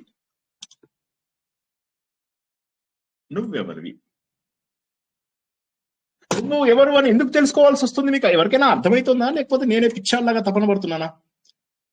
ఎందుకు నేనెవరో తెలుసుకోవాలండి? హలో, శాశ్వత ఆనందము, ముముక్షుత్వము ఇట్లాంటి మాటలు మాట్లాడకండి. ఈ బొమ్మ చూసి చెప్పండి, ఎందుకు నన్ను నేను తెలుసుకోవాలి? ఇందాకేమో పోటీలు పడ్డారు మాట్లాడడానికి. అంటే అదే సత్యం కాబట్టి అనేక ఉపాధులు ఆత్మను ఆశ్రయించి ఉంటున్నాయి. ఇది తెలుసుకోవాలి. మనము శరీరాన్ని నిజం అనుకుంటున్నాం కదా, అది కాదు. ఇది ఒక మిషన్ మటుకే ఎప్పటికైనా పోయేదే. మన ఈ ఉపాధి ఆత్మను ఆశ్రయించుకుని ఉంటుంది అనేది నేను తెలుసుకోవడము అని చెప్పచ్చు. ఓకే, ఫనీ మేడం, మీరు ఇంకొకసారి చెప్తారా? బాగా చెప్పారు. అది సత్యం కాబట్టి, నేను ఎవరు అనేది సత్యం కాబట్టి దాన్ని తెలుసుకోవాలి. అది సో ఈ ప్రయత్నం అంతా ఎందుకు చేస్తున్నాం మనము? నేనెవరినో తెలుసుకోవడానికి. ప్రవచనంకి ఎందుకు రాలేదు? ఇంటికి ఎవరో వచ్చారు. ప్రవచనం ఎందుకు రాలేదు? అన్నయ్య కొడుకు తమ్ముడి భార్య వచ్చింది. ప్రవచనం విన్నారా? లేదు సార్, రోజంతా బిజీ. అంటే ఇప్పుడు ఈ 365 రోజుల్లో నేను ఎన్నిసార్లు ప్రవచనం ఆపేశానండి? మా అమ్మగారు లేనప్పుడు సరే, అది వేరే సంగతి. ఇంకెప్పుడు ఆపేశానండి? అంటే నాకు ఒక్కడికే పని లేదా? ఆలోచించండి ఒకసారి. అంటే ఇది ఒకళ్ళు గొప్ప ఒకళ్ళు తక్కువ చేసే మాట కాదు ఇది. ఇక్కడ ఏంటంటే ఆ తపన ఎందుకు లేదు? నేనెవరిని అనే భావన మనం తెలుసుకోవడం కోసమే ఆత్మబోధ తెలుసుకుంటున్నాం. ఎంతమంది నోట్స్ రాస్తున్నారు? ప్రవచనం అయ్యాక ఎంతమంది నోట్స్ రాసుకుంటున్నారు? కష్టమైన సబ్జెక్ట్ అన్నప్పుడు అలా కథలు చిన్నట్టుగా వింటే అయిపోతుందా? ఇది టైం పాస్ కి వినకండి. నేను ఎన్నిసార్లు చెప్తున్నానో, అర్థం కాని వాళ్ళు గ్రూప్ లోంచి వెళ్ళిపోండి అని 1,00,000 సార్లు బతిమలాడుకున్నా నేను. అండ్ కొత్త వాళ్ళు ఎవరైనా జాయిన్ అవుతానన్నా కూడా నాకేమీ లాభం లేదు, మీ అందరికీ తెలుసు. కొత్త వాళ్ళు జాయిన్ అవ్వాల్సిన వాళ్ళకి అర్థం కావాలి కదా. ఫస్ట్ కొత్త వాళ్ళు జాయిన్ అయితే వాళ్ళకి అర్థం కావాలి. అర్థం చేసుకోవడానికి ప్రయత్నం చేస్తే ఓకే. వాళ్ళు జాయిన్ అయితే నాకు వచ్చే లాభం ఏమిటి? మధ్యలో సముద్రం ఉంది, అందులోంచి ఒక బొట్టు తీసేస్తే ఎంత, ఒక బొట్టు వేస్తే ఎంత? ఇప్పుడు మనకు ఎవ్వరూ అవసరం లేదు. ఎవరైతే కరెక్ట్ గా వినగలుగుతున్నారో వాళ్ళు ఒక్కళ్ళు జాయిన్ అవుతే చాలు. మీకు ఇంకొక విషయం చెప్తా. రీసెంట్ గా నేను ఒక గ్రూప్ లోపల తిరుప్పావై చెప్పాను. చెప్తుంటే ఆ గ్రూప్ లోపల ముందు 15 మంది జాయిన్ అయ్యారు, తర్వాత 11 మంది జాయిన్ అయ్యారు. మొన్న ఒక్కళ్ళు జాయిన్ అవ్వాల. ఆ ఆర్గనైజర్ నేను ఇద్దరమే ఉన్నాం. 5 నిమిషాలు వెయిట్ చేసి నేను స్టార్ట్ చేసేసా ప్రవచనం. ఎందుకు జాయిన్ అవ్వలేదు మిగతా వాళ్ళు?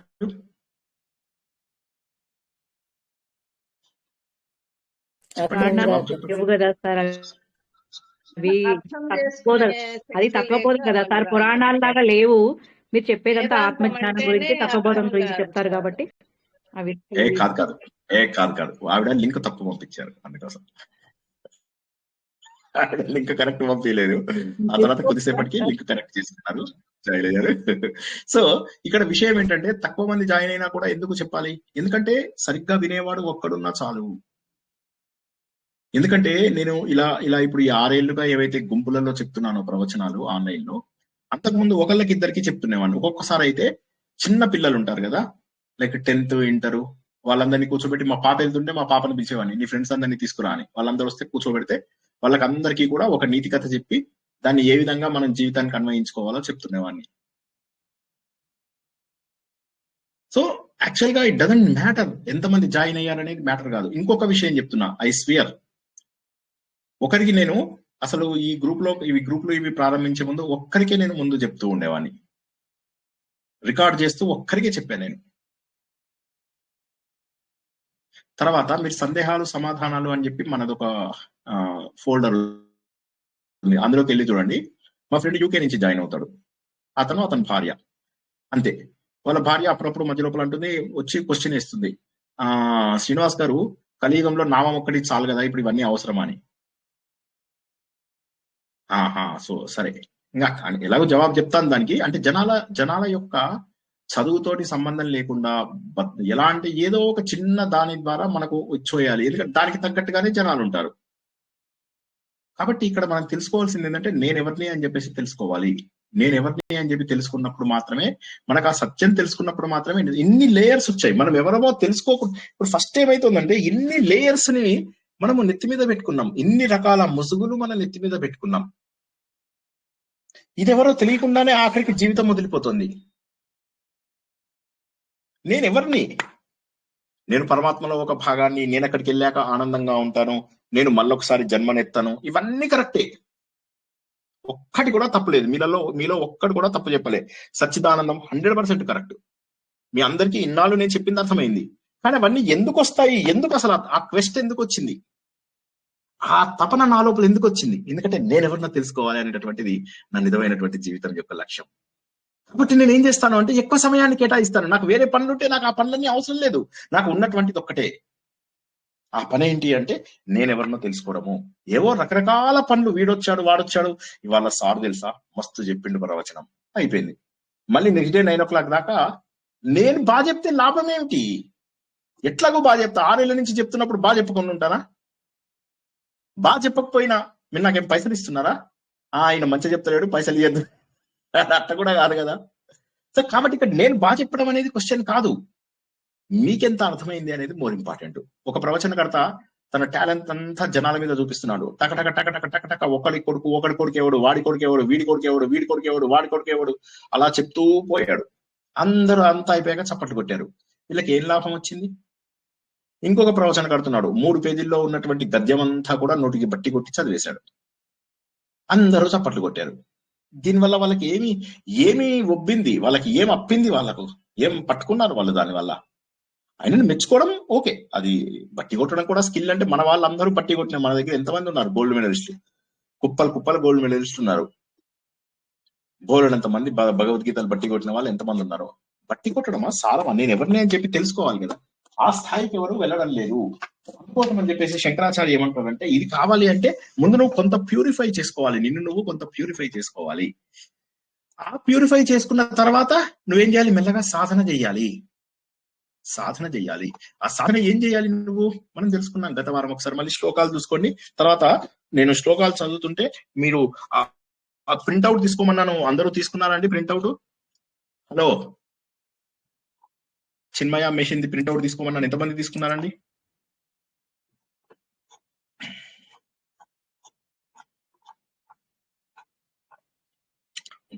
తీసుకున్నామండి.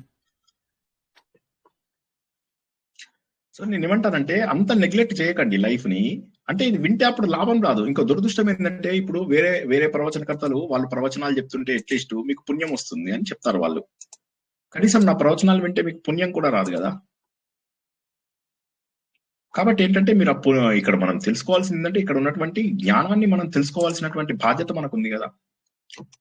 తపో విక్షీణ పాపానాం శాంతానాం వీతరాగినాం ముముక్షూనాం అపేక్షేయం ఆత్మబోధ విధీయతే బోధో అన్య సాధనేభ్యో హి సాక్షాత్ మోక్ష ఏక సాధనం పాకస్య వహ్నివ జ్ఞానం వినా మోక్షో న సిద్ధ్యతి అవిరోధితయా కర్మ న అవిద్యాం వినివర్తయేత్ విద్య అవిద్యాం నిహంత్యేన తేజస్ తిమిర సంఘవత్ పరిచ్ఛిన్న ఇవ జ్ఞానాత్ తన్నాశే సతి కేవలః స్వయం ప్రకాశతే హ్యాత్మా మేఘాపాయే అంశుమానివ అజ్ఞాన కలుషం జీవం జ్ఞాన అభ్యాసాత్ వినిర్మలం. మళ్ళీ చదువుతాను. అజ్ఞాన కలుషం జీవం జ్ఞాన అభ్యాసాత్ వినిర్మలం కృత్వా జ్ఞానం స్వయం నశ్యేత్ జలం కతక రేణువత్. కలుషితం అయిపోయాం. అజ్ఞానపూరితమైనటువంటి ఆలోచనల ద్వారా జీవులందరూ కూడా కలుషితం అయిపోయారు. కలుషితం అయిపోయినటువంటి జీవులు ఏం చేయాలి ఇప్పుడు? ఇదే కదా మనం గత వారం తెలుసుకున్నది, అంతేనా? ఎవరైనా 3వది 4వది మీనింగ్ చదవండి.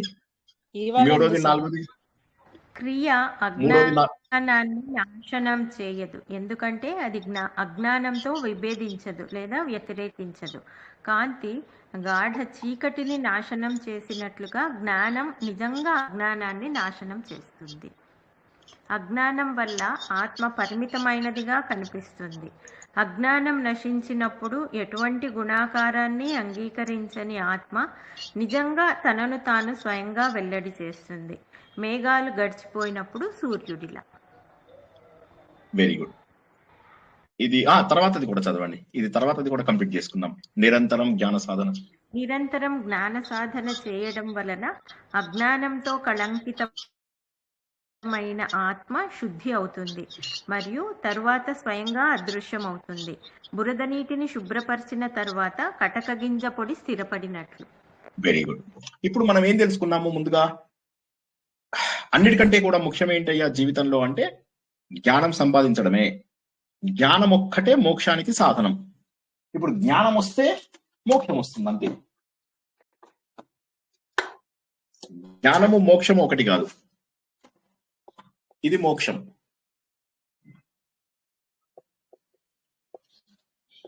కర్మ, భక్తి, రాజ, జ్ఞాన.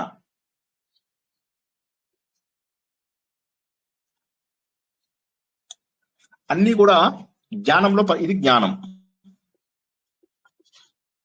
ఇది భక్తి, రాజా మీ ఇష్టం ఏదైనా అనుకున్నా సరే. ఇది రాజయోగం, ఇది కర్మయోగం.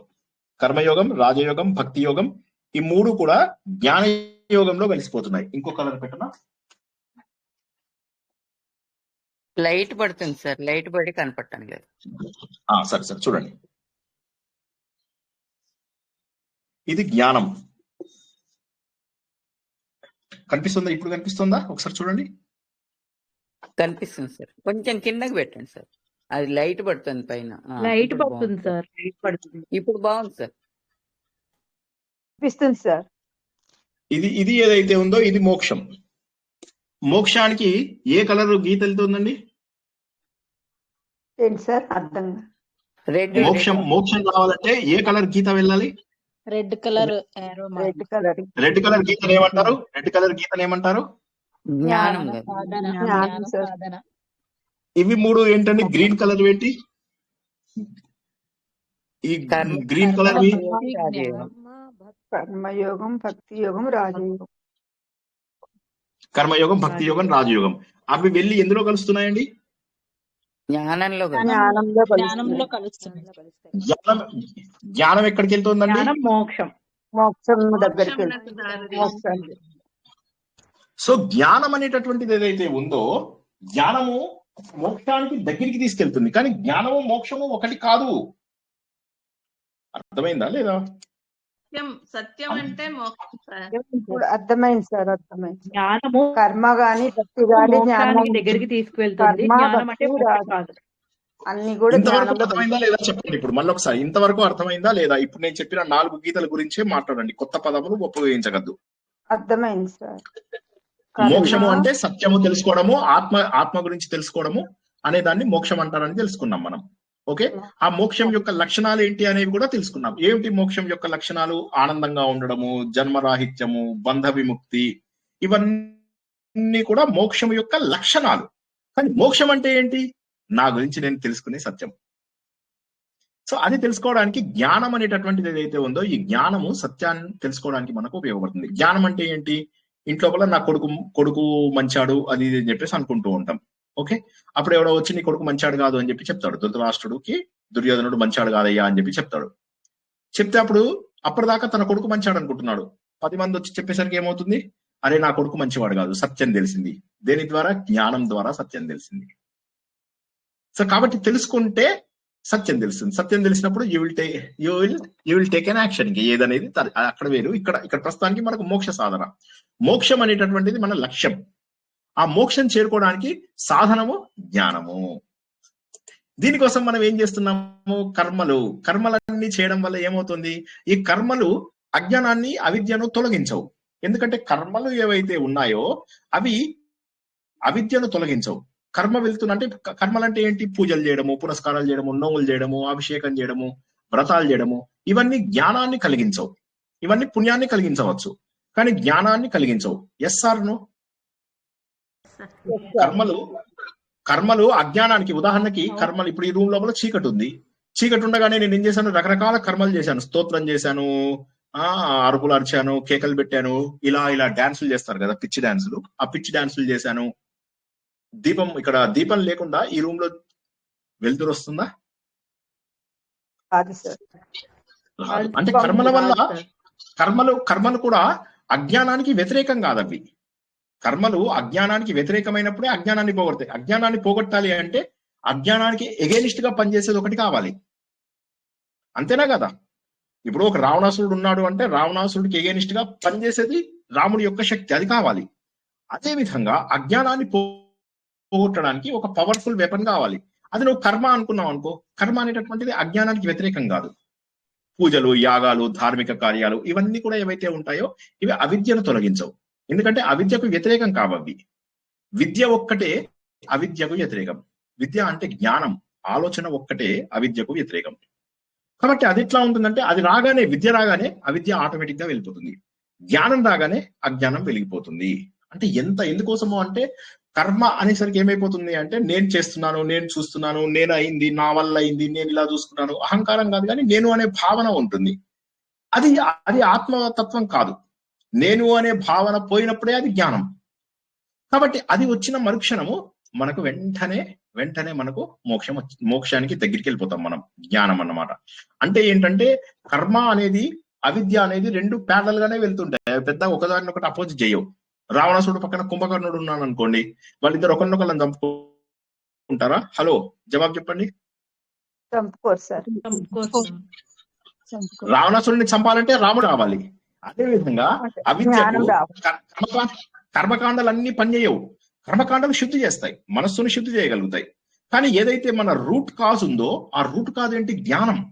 ఆ జ్ఞానం అనేట దానికి మాత్రం జవాబు ఇయ్యదు. ఇప్పుడు మీరు ఇందు లోపల ఇందాక మీరేం చేశారు? నేనెవరు అని చెప్పి తెలుసుకోవాలి. మనం ఏం చేస్తున్నాం? గుడికి వెళ్ళాం, పూజ చేశాము, గుడికి వెళ్ళి వ్రతం చేశాము, గుడికి వెళ్ళి ఇవి చేశాము, ఇవన్నీ చేశాం. మనకు ఇది తెలుస్తుందా? ఒకసారి ఆలోచించండి. గుడికి వెళ్ళి పూజ చేసాం, ఇన్ని రకాల లేయర్స్ ఉన్నాయి మన మీద. మనం ఏం చేసాము? ఇవే లేయర్స్ ని, ఇదే మట్టిని పెట్టుకుని మనం గుడికి వెళ్ళాం. గుడికి వెళ్ళగానే అక్కడ పూజారి అంటాడు, గోత్రం చెప్పండి అమ్మా అని. హరితస గోత్రోద్భవస్స శ్రీనివాసరావు శర్మ నామధేయస, ఓకే, సహ కుటుంబ ధర్మపత్ని చెప్తాము. అన్ని చెప్పాక సహ కుటుంబానాం క్షేమ స్థైర్య విజయ అభయ ఆయు ఆరోగ్య ఐశ్వర్య అభివృద్ధ్యర్థం ధర్మ అర్థ కామ మోక్ష చతుర్విధ పురుషార్థ సిద్ధ్యర్థం మనోభీష్ట, ఇవన్నీ చెప్పుకుంటూ పోతే ఇక్కడే ఉన్నాం. ఇంకా మనం ఇక్కడికి వెళ్ళట్లా. చెత్త ఇక్కడ నింపుకున్నప్పుడు ఏమవుతుందంటే ఆ చెత్తని తొలగించడానికి సాధన కావాలి. నేను మళ్ళీ చెప్తున్నాను, ప్లీజ్ ఏమనుకోవద్దు, ఇందులో కొంతమంది బాధపడతారేమో నాకు తెలియదు, కానీ నోట్స్ రాసుకోని వాళ్ళు, అర్థం చేసుకోవాలంటే ప్రయత్నం చేసుకోని వాళ్ళు ఆత్మబోధకు రావద్దు, ఏమనుకోవద్దు. ఎందుకంటే ఇంత సులభంగా చేసి చెప్పారంటే శంకరాచార్య, మన అందరి పైన అసలు నిజంగా చెప్తే దేవుడు తర్వాత దేవుడు ఆయన. ప్లీజ్ అసలు అది ఆ కాన్సెప్ట్ ని పట్టుకోవడానికి ప్రయత్నం చేయండి. ఎంత బ్యూటిఫుల్ కాన్సెప్ట్ ఇది. నేను అనేది తెలియదు కర్మల వల్ల. కాబట్టి కర్మ అనేది కాదు, నీకు కావాల్సింది జ్ఞానమే. జ్ఞానము మాత్రమే మోక్షాన్ని ఇస్తుంది, కర్మలు మోక్షాన్ని ఇవ్వవు. కర్మ మనకు ప్రక్షాళన చేస్తుంది. కర్మ అంటే ఇప్పుడు నువ్వు నిజంగా ప్రశాంతంగా చేస్తే నువ్వు కొద్దిగా క్లీన్ అవుతావు. కర్మ అనేటటువంటిది నీకు జ్ఞానం రావడానికి ఒక ఎంట్రన్స్ ఎగ్జామ్ లాంటివి కూడా మంచిదే, కానీ మోక్షం ఇవ్వవు అవి. మోక్షం రావాలి అంటే జ్ఞానం వచ్చి తీరవలసిందే. కర్మల ద్వారా ఎవడు మోక్షం సాధించడు, కర్మల ద్వారా సత్యం తెలుసుకోడు. కర్మలు రెడీగా ఉంచుతాయి నిన్ను, కానీ దానివల్ల మోక్షం రాదు, కర్మల వల్ల మోక్షం రాదు. కాబట్టి అవిద్యను పోగొట్టాలంటే విద్యయే కారణము.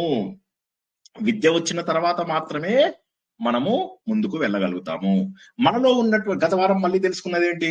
మనం ఎంతసేపు కూడా ఆత్మ అనగానే, ఇప్పుడు ఇందాక సుధామోహన్ మేడం చెప్పినట్టుగా, నా ఆత్మ వెళ్ళి దేవుడు ఆత్మలో కలుస్తుంది, నేను ఒక చిన్న పార్టికలు, భగవంతుడు పెద్ద పార్టికలు. ఓకే, అవి ఎగ్జాంపుల్స్ వైజ్ బానే ఉన్నాయి, కానీ అది కాదు. నాకు దానికి ఏం తేడా లేదని తెలిసేది అద్వైతం. సుధామోహన్ చెప్పింది కూడా కరెక్టే, కానీ అది విశిష్ట అద్వైతం కిందికి వస్తుంది. కాబట్టి ఇక్కడ ఏమవుతుంది? నన్ను నేను పరిమితి పెట్టుకుంటున్నాను, నాకు నేను లిమిటేషన్ పెట్టుకుంటున్నాను. ఏమని లిమిటేషన్ పెట్టుకుంటున్నాను? నేను ఒక ఆత్మను, పక్క ఉన్నవాడు ఒక ఆత్మ, ఇక్కడ ఉన్నవాడు ఒక ఆత్మ. ఈ అందరికీ కూడా మూలకారమైనటువంటి పెద్ద ఆత్మ తిరుపతిలో ఉంది. ఇంకో పెద్ద ఆత్మ శ్రీశైలంలో ఉంది. దేవుళ్ళకు కూడా పరమాత్మలు ఒక 50 మంది మనకున్నారు. ఇప్పుడు మనమేమో కోట్లాది కోట్ల ఆత్మనం. సో ఈ పరిచ్ఛిన్నం వల్ల, పరిచ్ఛిన్నము అంటే ఏంటి, ఈ లిమిటెడ్ బై లిమిట్ చేసేయడం వల్ల మనం ఏమనుకుంటున్నామంటే శ్రీనివాస్ అంటే ఇంతే, శ్రీనివాస్ అంటే ఇంతే, రామంతపూర్ ఇంట్లో కూర్చునేవాడు శ్రీనివాస్. అలా అనుకోవడం వల్ల ఏమైపోతుందంటే నన్ను నేను లిమిట్ చేసుకుంటున్నా. కానీ ఆ అజ్ఞానం గనక ఒక్కసారి దూరం అయిపోయిందంటే, ఆకాశంలో మబ్బులు వెళ్ళిపోయినప్పుడు సూర్యుడు ఎంత స్పష్టంగా కనిపిస్తాడో నీ ఆత్మ అంత స్పష్టంగా కనిపిస్తుంది. ఆ అజ్ఞానం తొలగిపోయినప్పుడు నేను ఈ దేహంలో ఉన్నాను, మా ఇంట్లో ఉన్నాను, రామంతపూర్ లో ఉన్నాను. I'm limited by time, I'm limited by space, I'm limited by material.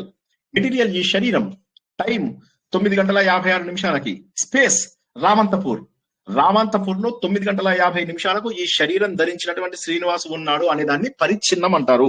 పరిచ్ఛిన్నం అర్థం కాని వాళ్ళు అడగండి. గత వారమే తెలుసుకుంటున్నాం మనము. మీకు అసలు ఆత్మ అంటే తెలియలేదు కాబట్టి మళ్ళీ రిపీట్ చేయాల్సి వస్తుంది. అడగండి, పర్వాలేదు, నేనేమనుకోను, సిగ్గుపడకండి. కనీసం ఈ వారం నుంచైనా నోట్స్ రాసుకోండి, ప్రవచనాన్ని 10 సార్లు 20 సార్లు వినండి. ప్లీజ్ అడగండి, పరిచ్ఛిన్నం అంటే అర్థమైందా? సార్ పరిచ్ఛిన్నం అంటే లిమిటెడ్ గా ఉండాలి, లిమిటెడ్ గా పరిచ్ఛిన్నం, limited by limited. Example sir మనము దేహ భ్రాంతి తొలగకపోవడం ఒకటి, ఇంకొకటి సార్ మనకు దేవుడు వేరే అని ఒకటి, అదొకటి కరెక్టే. కానీ ఇక్కడ పరిచ్ఛిన్నం అంటే you are limited by time, you are limited by space, you are limited by material. So you are right about the material. Definitely మీరు చెప్తున్నది దేహము అనేటటువంటిది మెటీరియల్, దట్ ఈస్ పరిచ్ఛిన్నం, కరెక్ట్. అదే విధంగా సమయానికి శ్రీనివాసు 9:55 రామాంతపూర్ లో ఉన్నాడు. టైము, స్పేసు, శరీరం 3 కలిపి పరిచ్ఛిన్నం అంటారు. 3 రకాలు. అది కుండ ఘటాకాశం వస్తాయా సార్ ఎగ్జాంపుల్? ఇప్పుడు నేను చెప్పిన దాంట్లో మీరు సరే కుండలో పరిమితమైంది అంటే అది మెటీరియల్ కి వస్తుంది. టైం అండ్ స్పేస్ గురించి, దాంట్లో టైం అండ్ స్పేస్ కి చెప్పండి. నేనేమన్నాను, టైము, స్పేసు, మెటీరియల్ అన్నాను కదా. ఇప్పుడు మీరు చెప్పింది కుండలో ఆకాశం ఉంది కదా సార్, స్పేస్ లెక్క వస్తుందిగా. పెద్ద ఆకాశం, కుండలో చిన్న ఆకాశము, కుండ పోతే 2 కలిసిపోతున్నాయి, అది స్పేసే కదా. టైము, స్పేస్ అంటే మీరు అక్కడ ఆకాశం చెప్తున్నారు, నేను అనేది స్పేస్ అంటే స్థలం. నీళ్లు ఇంకొక అరగంటలో నిండుతాయి. కాదు, శ్రీనివాస్ ఉన్నాడు, శ్రీనివాస్ అనేవాడు శరీరం, దిస్ ఈజ్ మెటీరియల్, ఓకే, దేహం. శ్రీనివాసు 9:50 అనగానే టైము. శ్రీనివాసు రామంతపూర్ లో ఉన్నాడు.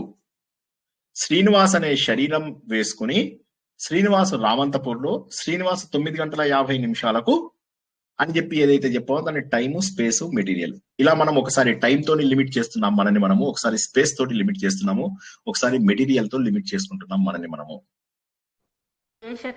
శరీరాన్ని లిమిట్ చేసుకుంటున్నాము, కానీ ఆత్మ అనేది లిమిట్ లేదు కదా, అది టైం లేదు, దానికి స్పేస్ లేదు, దానికి. ఇప్పుడు నేనేమన్నా మేడం, మీరు దూరం వెళ్ళిపోయారు, చాలా దూరం వెళ్ళిపోయారు. నేనేమన్నానో నాకు చెప్పండి ఒకసారి. లక్ష్మీ గోవిందులు గారు చెప్పండి, లక్ష్మీ గోవిందులు గారు చెప్పండి, తర్వాత భాగ్యలక్ష్మి గారు. లక్ష్మీ గోవిందులు గారు చెప్పండి, నేనేమన్నానో చెప్పండి, నా ఉదాహరణను అర్థం చేసుకొని చెప్పండి ఒకసారి.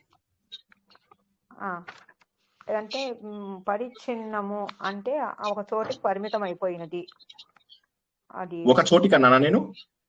దేశకాలాలకు పరిమితం. గోవిందలూరు గారు దేనికి పరిమితం అయ్యా నేను? శరీరానికి పరిమితం. శరీరం ఒకటి, టైము, స్థలము, శరీరం సార్. అవును సార్, స్థలము, టైము, శరీరము. Time, space and material. అందుకే నేను అంటున్నాను, ఒక క్లాస్ లో లైవ్ ఉన్నప్పుడే మనము ఒక ఎలాగా చెప్పండి. అందుకోసమే నేను అనేది ఎక్కువ సార్లు వినండి అని ఎందుకు అంటాను. ఇది చాలా సులభమైనది. రాసుకున్నాం సార్, ఇది రాసుకోండి, లాస్ట్ టైం రాసుకోండి. ఇప్పుడు నేను చెప్పింది ఇప్పుడు చెప్పే కదా. ఇప్పుడు మళ్ళీ పరిమితం అంటే ఎన్ని రకాలుగా పరిమితం చేయొచ్చు తెలుసు అనేది చెప్పుకున్నాం కదా మనం. అంతేనా పరిమితం చేసేది? ఇంకా పరిమితం చేయట్లేదా? ఇందాక చెప్పుకున్నవన్నీ కూడా పరిమితం చేసినవే. శ్రీనివాస్ ఎవరు అంటే ఎంబీఏ చేసిన వాడు, శ్రీనివాస్ ఎవరు అంటే ఫలానా ఆయన కొడుకు. ఇవన్నీ కూడా పరిమితం కాదంటారా? ఒకరి కొడుకుని నేను, ఒకరి తండ్రిని నేను, ఒకరి భర్తను నేను. పరిమితం అంటే ఏంటి? I'm limited. నేను అందరి భర్తనా, ఒకరి భర్తనా, అందరి తండ్రినా, ఒకరి తండ్రినా, అందరి కొడుకునా, ఒకరి కొడుకునా? ఇవన్నీ పరిమితం. పరిమితం అంటే యు ఆర్ లిమిటెడ్ బై. ఒక బౌండరీ గీసుకుంటే దాన్ని పరిమితం అంటారు. పరిమితం అనేది చిన్న తెలుగు పదం, అది ఎందుకు అర్థం కావడం లేదు? పరిమితం అంటే నేను శ్రీనివాసుని నరసింహారావు గారి కొడుకుని, నన్ను నేను పరిమితం చేసుకున్నానా లేదా? అవునా? చేసుకున్నారు. ఒక భార్య భర్త అని, పిల్లలకు తండ్రిని అని, ఏ ఊళ్ళో అన్ని టైము, స్పేస్, మెటీరియల్ తో పాటుగా ನಾನು కొన్ని వందల పరిమితాలు పెట్టుకున్నాను. పాయింట్ అర్థం కావడం లేదా దేవుడా? వీళ్ళకి చాలా టాలెంటెడ్. మనోవృత్తుల వలన మనము ఆత్మను పరిమితం చేసుకుంటూ ఉన్నాం సార్. ఈ దేహం ఎలా చేసుకున్నాను చెప్పండి? ఎవరు చెప్తున్నారో చెప్పండి ఒకసారి.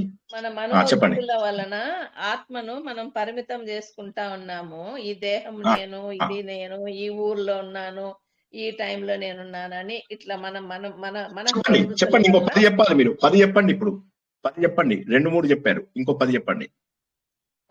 ఇది నాది, ఈ పిల్లోడు నా పిల్లోడు, ఈ పుస్తకం నాది, ఇట్లా అన్ని. పుస్తకం నాదిగా, పుస్తకం నాది అన్నప్పుడు నేను అనే దానికి జవాబు కాదు. నాది వేరు, నేను వేరు.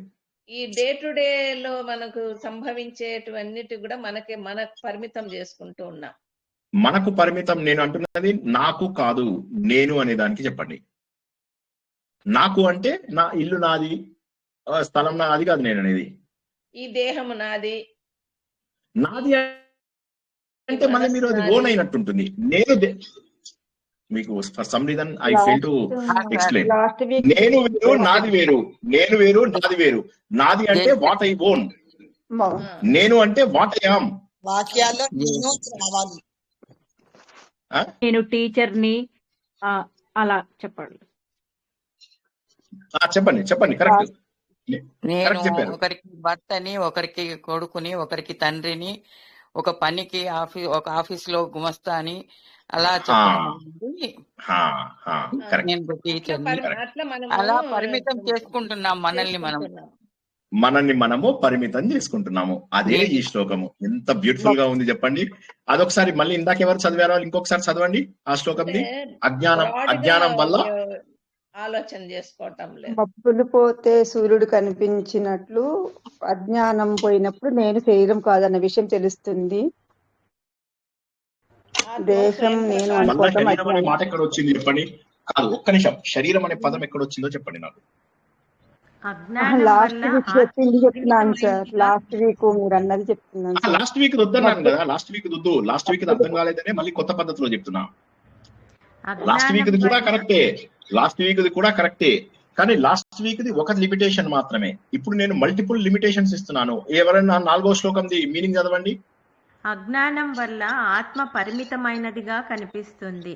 ఆపండి ఒక్క నిమిషం. దీని మీనింగ్ ఏంటి? అజ్ఞానం వల్ల ఆత్మ పరిమితమైనదిగా కనిపిస్తుంది.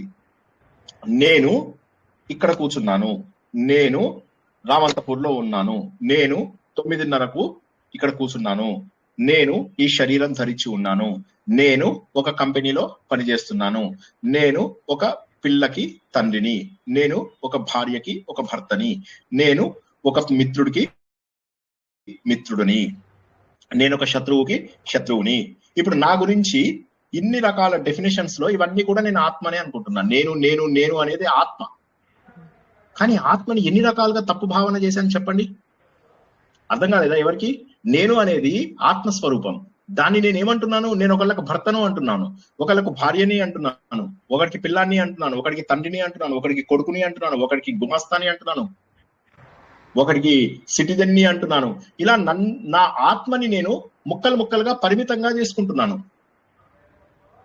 ఇదంతా కూడా అజ్ఞానం వల్ల. నేనెవరో చెప్పలేకపోతున్నాను. ఇంత చేస్తే నేను ఎవరో చెప్పలేకపోతున్నాను. నువ్వెవరివయ్యా అంటే నేను ఇంజనీరింగ్ చేశాను, నేను ఆ ఇంజనీర్ని. నువ్వెవరివయ్యా? నేను ఎంబీఏ చేసిన వాడిని. నువ్వెవరివయ్యా? గుమాస్తాని. నువ్వెవరివయ్యా? రామంతపూర్ రెసిడెంట్ ని. ఇక్కడ నేను అనేటటువంటిది ఏదైతే ఉన్నదో దానిని నేను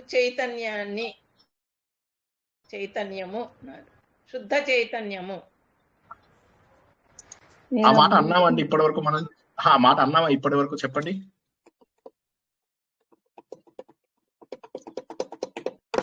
కన్ఫ్యూజ్ అవుతున్నారు. నేను ఆత్మను తెలుసుకోలేక అన్నిటినీ అనుకుంటున్నాను సార్. నేను ఎవరినో తెలుసుకోలేక, నేను ఆత్మని, దట్ ఈస్ ఫర్ షూర్. నేను ఆత్మని, నేను చైతన్యాన్ని, అన్ని కరెక్టే. కానీ నేనెవరో తెలుసుకోలేక నేనేమంటున్నానంటే నేను ఈ ఇంటికి ఓనర్ని, నేను ఈ కుర్చీకి ఓనర్ని, నేను ఈ ల్యాప్టాప్ కి ఓనర్ని, నేను ఒక భార్యకు భర్తని, ఇలా అనుకుంటున్నాను. నేను అనేటటువంటి పదాన్ని నేను తప్పుగా వాడుతున్నాను. మరి నేను అనే పదాన్ని కరెక్ట్ గా ఎలా వాడాలయ్యా శ్రీనివాస్ అంటే దానికోసమే ఇప్పుడు ఇందాక చదివిన వాళ్ళు ఒకసారి మొత్తం చదవండి. ఇందాక చదివిన వాళ్ళు 4వ దాన్ని మొత్తం చదవండి. అజ్ఞానం వల్ల ఆత్మ పరిమితమైనదిగా కనిపిస్తుంది. అజ్ఞానం నశించినప్పుడు ఎటువంటి గుణాకారాన్ని అంగీకరించని ఆత్మ నిజంగా తనను తాను స్వయంగా వెల్లడిస్తుంది. ఒకసారి ఆపండి. ఇప్పుడు ఏమంటున్నాడు? అజ్ఞానం నశించినప్పుడు. ఇవన్నీ కూడా అజ్ఞానమే, ఇదంతా కూడా అజ్ఞానమే. కొద్దిగా జాగ్రత్తగా వినండి ప్లీజ్. అందుకే అంటాను 1,00,000 సార్లు వినండి, 1,00,000 సార్లు వినండి అని చెప్తే వినను. మళ్ళా నాతో 2 సార్లు నేను ఒక లేయర్ చెరిపేశాను, ఇంకో లేయర్ చెరిపేశాను. మ్యూట్ లో పెట్టుకోండి. ఒక లేయర్ చెరిపి మ్యూట్ ఒక లేయర్ చెరిపేశాను, ఒక లేయర్ చెరిపేశాను, ఒక లేయర్ చెరిపేశాను, ఒక లేయర్ చెరిపేశాను, ఒక లేయర్ చెరిపేశాను. అజ్ఞానం పోయింది. ఇప్పుడు నేను కనిపిస్తున్నానా లేదా? హలో, కనిపిస్తున్నారు సార్. ఒక్కటే ఉంది ఇంకా. అజ్ఞానము పోయిన తర్వాత దీన్ని ఇప్పుడు తర్వాత లైన్ చదవండి. మేఘాలు గడిచిపోయినప్పుడు సూర్యుడిలా. అది మేఘాలన్నీ పోతే ఇప్పుడు సూర్యుడు కనిపిస్తున్నాడా? మనం ఏం చేసాము? రకరకాల పరిధులు పెట్టుకుంటూ పోయాము. మనం ఏం చేసామంటే రకరకాల పరిధులు పెట్టుకున్నాము. ఆ పరిధుల వల్ల మనం తెలుసుకోకుండా అందులోపల ఏమైపోతుందంటే, అందులోపల మనం పడిపోయి ఏమైపోతుందంటే అదేంటది అతశ్చోర్త, అందులోపల ప్రస్తుత గుణ ప్రవృత్త విషయ ప్రవాల అదశ్చ మూలాననుసంతతాని కర్మానుబంధీని మనుష్యలోకే. మనం ఏం చేస్తున్నామంటే ఆ చెట్టు ఇలా ఉంది, మూలం పైకి ఉంది. ఇక్కడ అన్ని చెట్లు ఆకులు అవి ఇవి ఉన్నాయి. ఒక మూలం ఉన్నది అనేది తెలుసుకోలేకపోతున్నాం మనం. ఈ మూలం అన్నింటికీ కారణం. ఇక్కడ ఆకుల లోపల మనం పడేం చేస్తున్నామంటే ఈ ఆకుల నుంచి బయటికి రావడం లేదు. ఇక్కడ ఉండి ఇదే ప్రపంచం అనుకుని ఇందులోనే ఆనందాన్ని వెతుక్కుందామని ట్రై చేస్తున్నాం. ప్రతిరోజు రాత్రి 9 o'clock కాదు అని చెప్పి తెలుసుకుంటాం. 10:30 కల్లా ఎలా గురకలు కొడతారంటే నా సామిరంగా ఇక బా ఎప్పుడెప్పుడు సార్ వీడియో పెడతాడా చూసి మళ్ళీ ఒకసారి నేర్చుకుందామా, నోట్స్ రాసుకుందామా, రివిజన్ చేసుకుందామా. నేనేమన్నా కొత్త విషయాలు చెప్తున్నానా? మీరు అందరూ చూస్తున్నది నేను చూస్తున్నాను. ఎస్ సార్ను నేను శ్లోకాలు కూడా చూస్తున్నాను, అంతే డిఫరెన్స్. అదే చూస్తూ చెప్తున్నాను కదా, కొత్తవి ఏం చెప్పడం లేదు కదా. నేను అర్థం చేసుకోవాలి. ఎంత బ్యూటిఫుల్ పాయింట్స్ చూసుకోండి. ఆయన ఎంత అద్భుతంగా, పాపం ఆయన తపన పడ్డందుకైనా మనం ఏమీ చేయడం లేదు. మనము ఋషులకు ఇవ్వాల్సినటువంటి విలువ ఇవ్వడం లేదు. ఇప్పుడు తర్వాత శ్లోకంలోకి వచ్చినట్టయితే ఏమైపోతుందంటే, జ్ఞానం అనేది మనకు ఖచ్చితంగా ఇంపార్టెంట్ అన్న విషయం తెలిసిపోయింది. ఎందుకు? మొదటి లోపల ఏమన్నాము?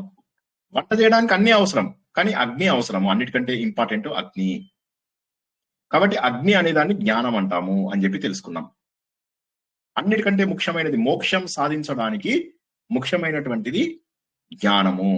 ఏ విధంగానైతే వంట చేయడానికి అగ్ని అవసరమో, మోక్షం సాధించడానికి చాలా థింగ్స్ అవసరము, కానీ ముఖ్యమైనటువంటిది జ్ఞానము.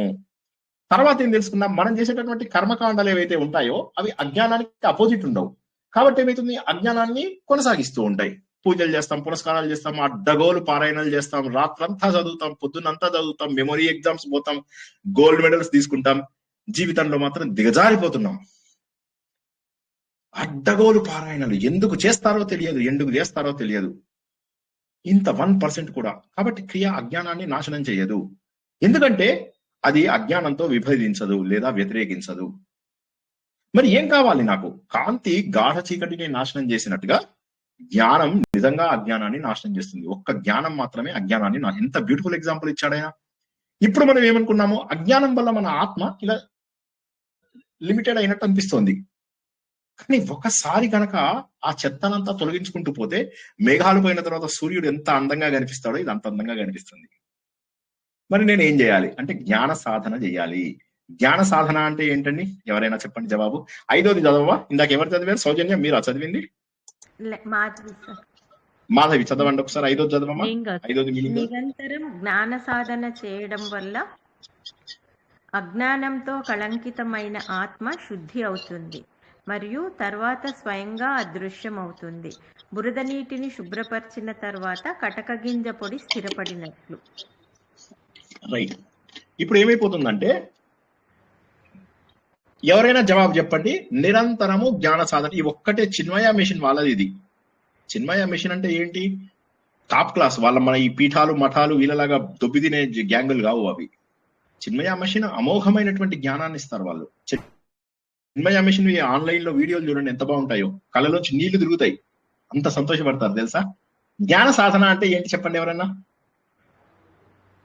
చాలా సార్లు తెలుసుకున్నాం. స్వాధ్యాయం మొదటి మెట్టు కరెక్టే. ఇంకా మననము సార్. ఇంకా చెప్పమ్మా, మొత్తం చెప్పు. Correct. Very good, very good.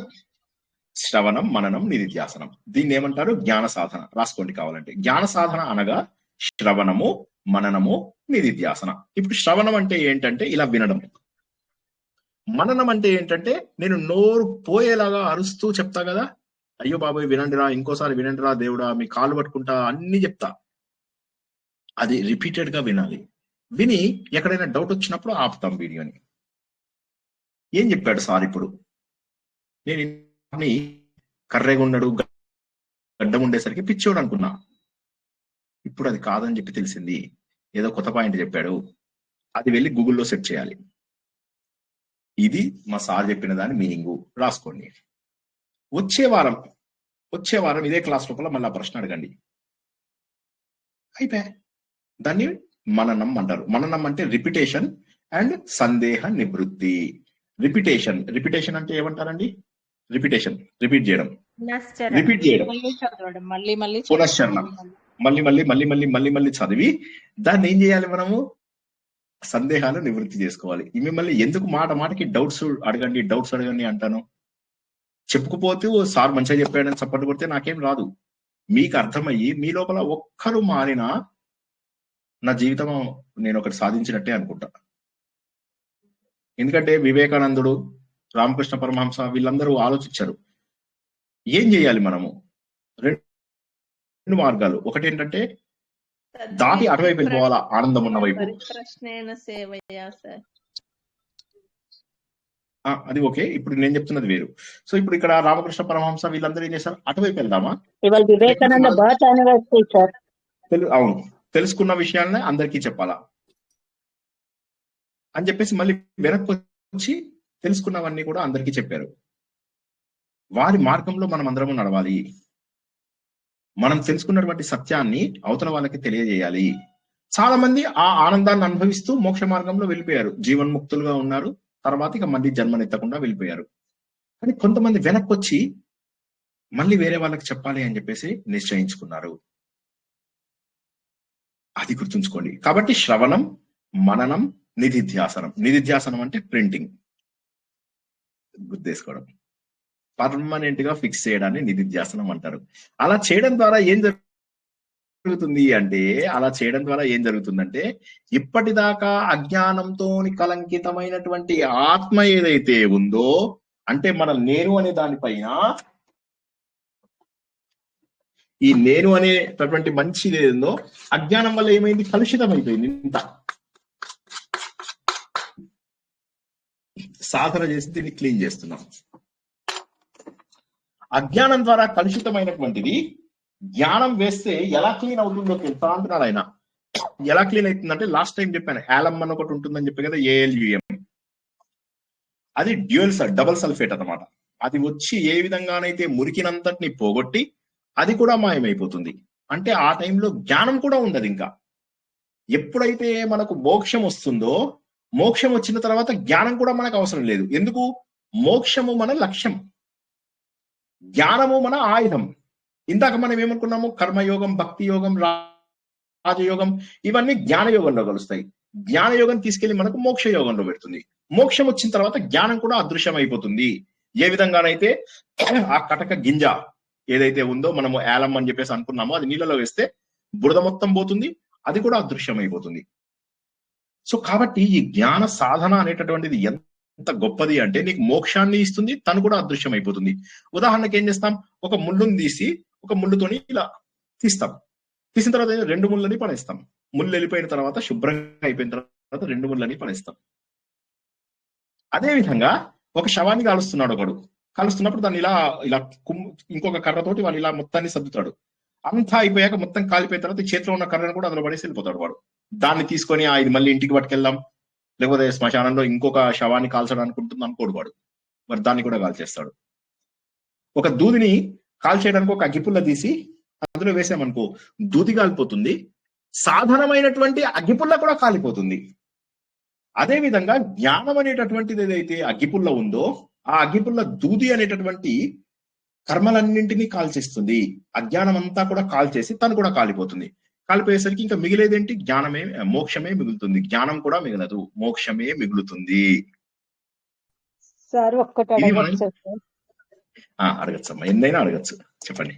అది మీరు ఇప్పుడు పటిక కలుపుతాం కదా సార్, నీళ్ళల్లో కలిపితే అది పటిక కరిగిపోతుంది కదా సార్, కానీ అడుగున మట్టి ఉంటుంది కదా సార్, అది ఉపమానం ఎలా చెప్పారు సార్? ఇప్పుడు దూది పోతుంది అని. సరే పోనీ వేరే అంటే ఆయన ఆ రోజుల్లో అది పోయేదేమో, ఆ రోజుల్లో ఆ గింజతో అది పోయేదేమో. ఇప్పుడు అగ్గిపుల్ల అది కరెక్ట్ గా ఉంది ఉపమానం. సరే, థ్యాంక్ యూ. సో కాబట్టి ఇక్కడ ఏమర్థమైతుంది మనకు? జ్ఞానం కూడా అవసరం లేదు. ఒకసారి ఒడ్డు దాకా వెళ్ళడానికి మనము పడవ ఎక్కుతున్నాము. పడవ ఎక్కడం అనేటటువంటిది జ్ఞానము. ఆ పడవ ఎక్కడం కోసం కొంతమంది సైకిల్ మీద వచ్చారు, కొంతమంది ఆటో మీద వచ్చారు, కొంతమంది బైక్ మీద వచ్చారు, కొంతమంది నడుచుకుంటూ వచ్చారు. వచ్చి జ్ఞానం అనేటటువంటి పడవని ఎక్కారు. జ్ఞానం అనేటటువంటి పడవని ఎక్కిన తర్వాత ఆ పడవ అవతల ఒడ్డుకు తీసుకెళ్లిపోయింది. అవతల ఒడ్డుకు తీసుకెళ్ళాక ఆ పడవని కూడా బుధం మీద వేసుకుని వెళ్తామా? చెప్పండి. పడవని కూడా అక్కడే వదిలేస్తాం. సో మనకి చివరగా జ్ఞానము ద్వారా మోక్షము సాధించిన తర్వాత జ్ఞానం ఆటోమేటిక్ గా మనకు అవసరం లేకపోతుంది. సో జ్ఞానం అనేది ఎట్లాంటిది అంటే మన లోపల పూర్తి స్థాయి, మన లోపల చైతన్యం ఎవరు నేను అనేది తెలుసుకునే వరకు మనల్ని తెచ్చి తను కూడా అదృశ్యం అయిపోయి మనను ఒక ఆత్మగా మిగులుస్తుంది అంతే. మన స్వస్వరూపంలో మిగిలెట్టి తను మాయమైపోతుంది. మనం స్వస్వరూపంలో ఉంటాం. అప్పుడు స్వస్వరూపం అనేటటువంటిది దానికి అనేక లక్షణాలు ఉన్నాయి. నిరంతరము ఆనందంగా ఉండేటటువంటి లక్షణము, బంధములు లేనటువంటి లక్షణము, ఈ ప్రపంచంలో ఉన్న ప్రతి చైతన్యము అది అన్నిటికంటే కూడా ఎక్కువ ఆనందం ఉన్నటువంటిది. ఈ ఆనందం మనకు కేవలము 2 చోట్ల 3 చోట్ల దొరుకుతుందని చెప్పాను. ఎవరికైనా జ్ఞాపకం ఉంటే చెప్పండి. సుషుప్తావస్థలో నిద్రామైతున్నాము. రైట్, అందులోపల మాత్రమే వస్తుంది మనకు. ఆ 2 సార్లు మాత్రమే మనకు నిజమైనటువంటి ఆనందం అంటే ఏంటో తెలుస్తుంది. ఆ ఆనందాన్ని మనం నిర్వచించలేము. ఏదైతే నిర్వచించలేనటువంటి ఆనందం ఉందో, మనకు సుషుప్తి లోపల, మైథునం లోపల ఏదైతే ఆనందం వస్తుందో, అటువంటి ఆనందంకి కొన్ని వందల వేల లక్షల కోట్ల రెట్ల ఆనందమే మోక్షము. ఓకే, నెక్స్ట్ శ్లోకం చదువుకొని ఆపేసుకుందాం. ఇప్పటి వరకు చెప్పినవన్నీ కూడా గతవారపు శ్లోకములే. ఇప్పటి వరకు తెలుసుకున్నవన్నీ కూడా గతవారపు శ్లోకంలే. ఇవాళ ఒక్క శ్లోకం కూడా కొత్తది చెప్పుకోలే. ఇప్పటి వరకు తెలుసుకున్న 5 శ్లోకముల వివరణ. 5వ శ్లోకం ఏంటి? అజ్ఞాన కలుషం జీవం. నేను విడదీసుకుంటూ చదువుతాను, చూసుకోండి. జ్ఞాన అభ్యాసాత్ వినిర్మలం. అభ్యాసాత్ పంచమీ విభక్తి. వినిర్మలం శుభ్రపరుస్తుంది. జ్ఞానం అనేటటువంటిది అభ్యాసం చేయడం వల్ల నిర్మలం అవుతుంది. ఏది? అజ్ఞాన కలుషం జీవం. అజ్ఞానంతో ఉండిపోయినటువంటి జీవుడికి జ్ఞానం అనేటటువంటిది అభ్యసించడం వల్ల మంచి నిర్మలం అవుతాడు. అదే అయ్యి కృత్వా చేసి జ్ఞానం స్వయం నశ్యేత్ జలం, అంటే తనంతట తనే జ్ఞానము నాశనం అయిపోతుంది. జలం కథక రేణువత్, జలంలో ఆ రేణువు ఏదైతే కథక రేణువు అని ఇందాక ఏదైతే చెప్పామో, ఆ చిల్లగుంజ ఏ విధంగానైతే తనంతట తనే అన్ని శుభ్రపడిపోయిన తర్వాత ఏ విధంగానైతే మాయమైపోతుందో, అదే విధంగా జ్ఞానం అనేటటువంటిది, నిజమైనటువంటి జ్ఞాన సాధన చేసిన వాడికి అజ్ఞానం అనేది తొలగింపబడి ఇక జ్ఞానం కూడా ఉండదు, అజ్ఞానం కూడా ఉండదు. డైరెక్ట్ మోక్ష ఆత్మస్వరూపుడు అయిపోతావు.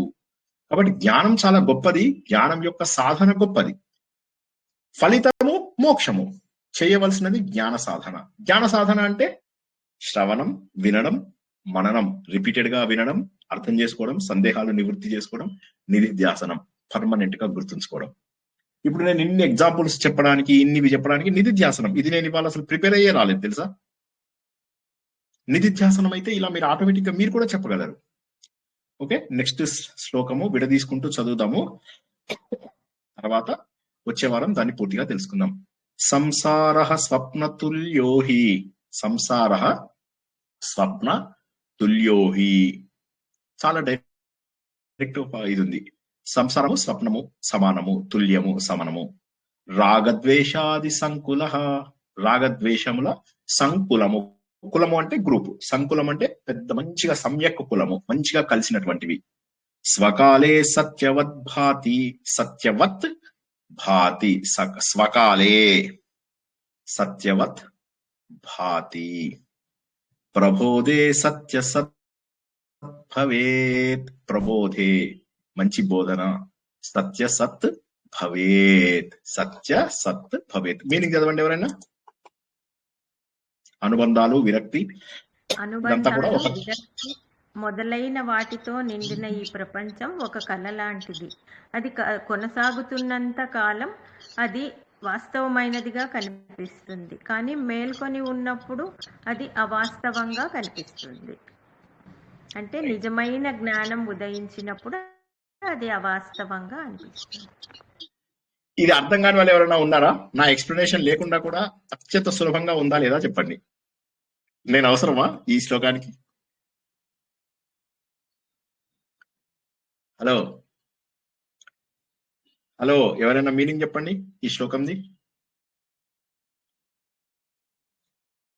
ఈ సంసార బంధంలో ఉన్నంతసేపు అది సంతోషంగా నిజంగానే అనిపిస్తుంది. జ్ఞానం వచ్చిన తర్వాత ఇదంతా కాదు అని అనిపిస్తుంది.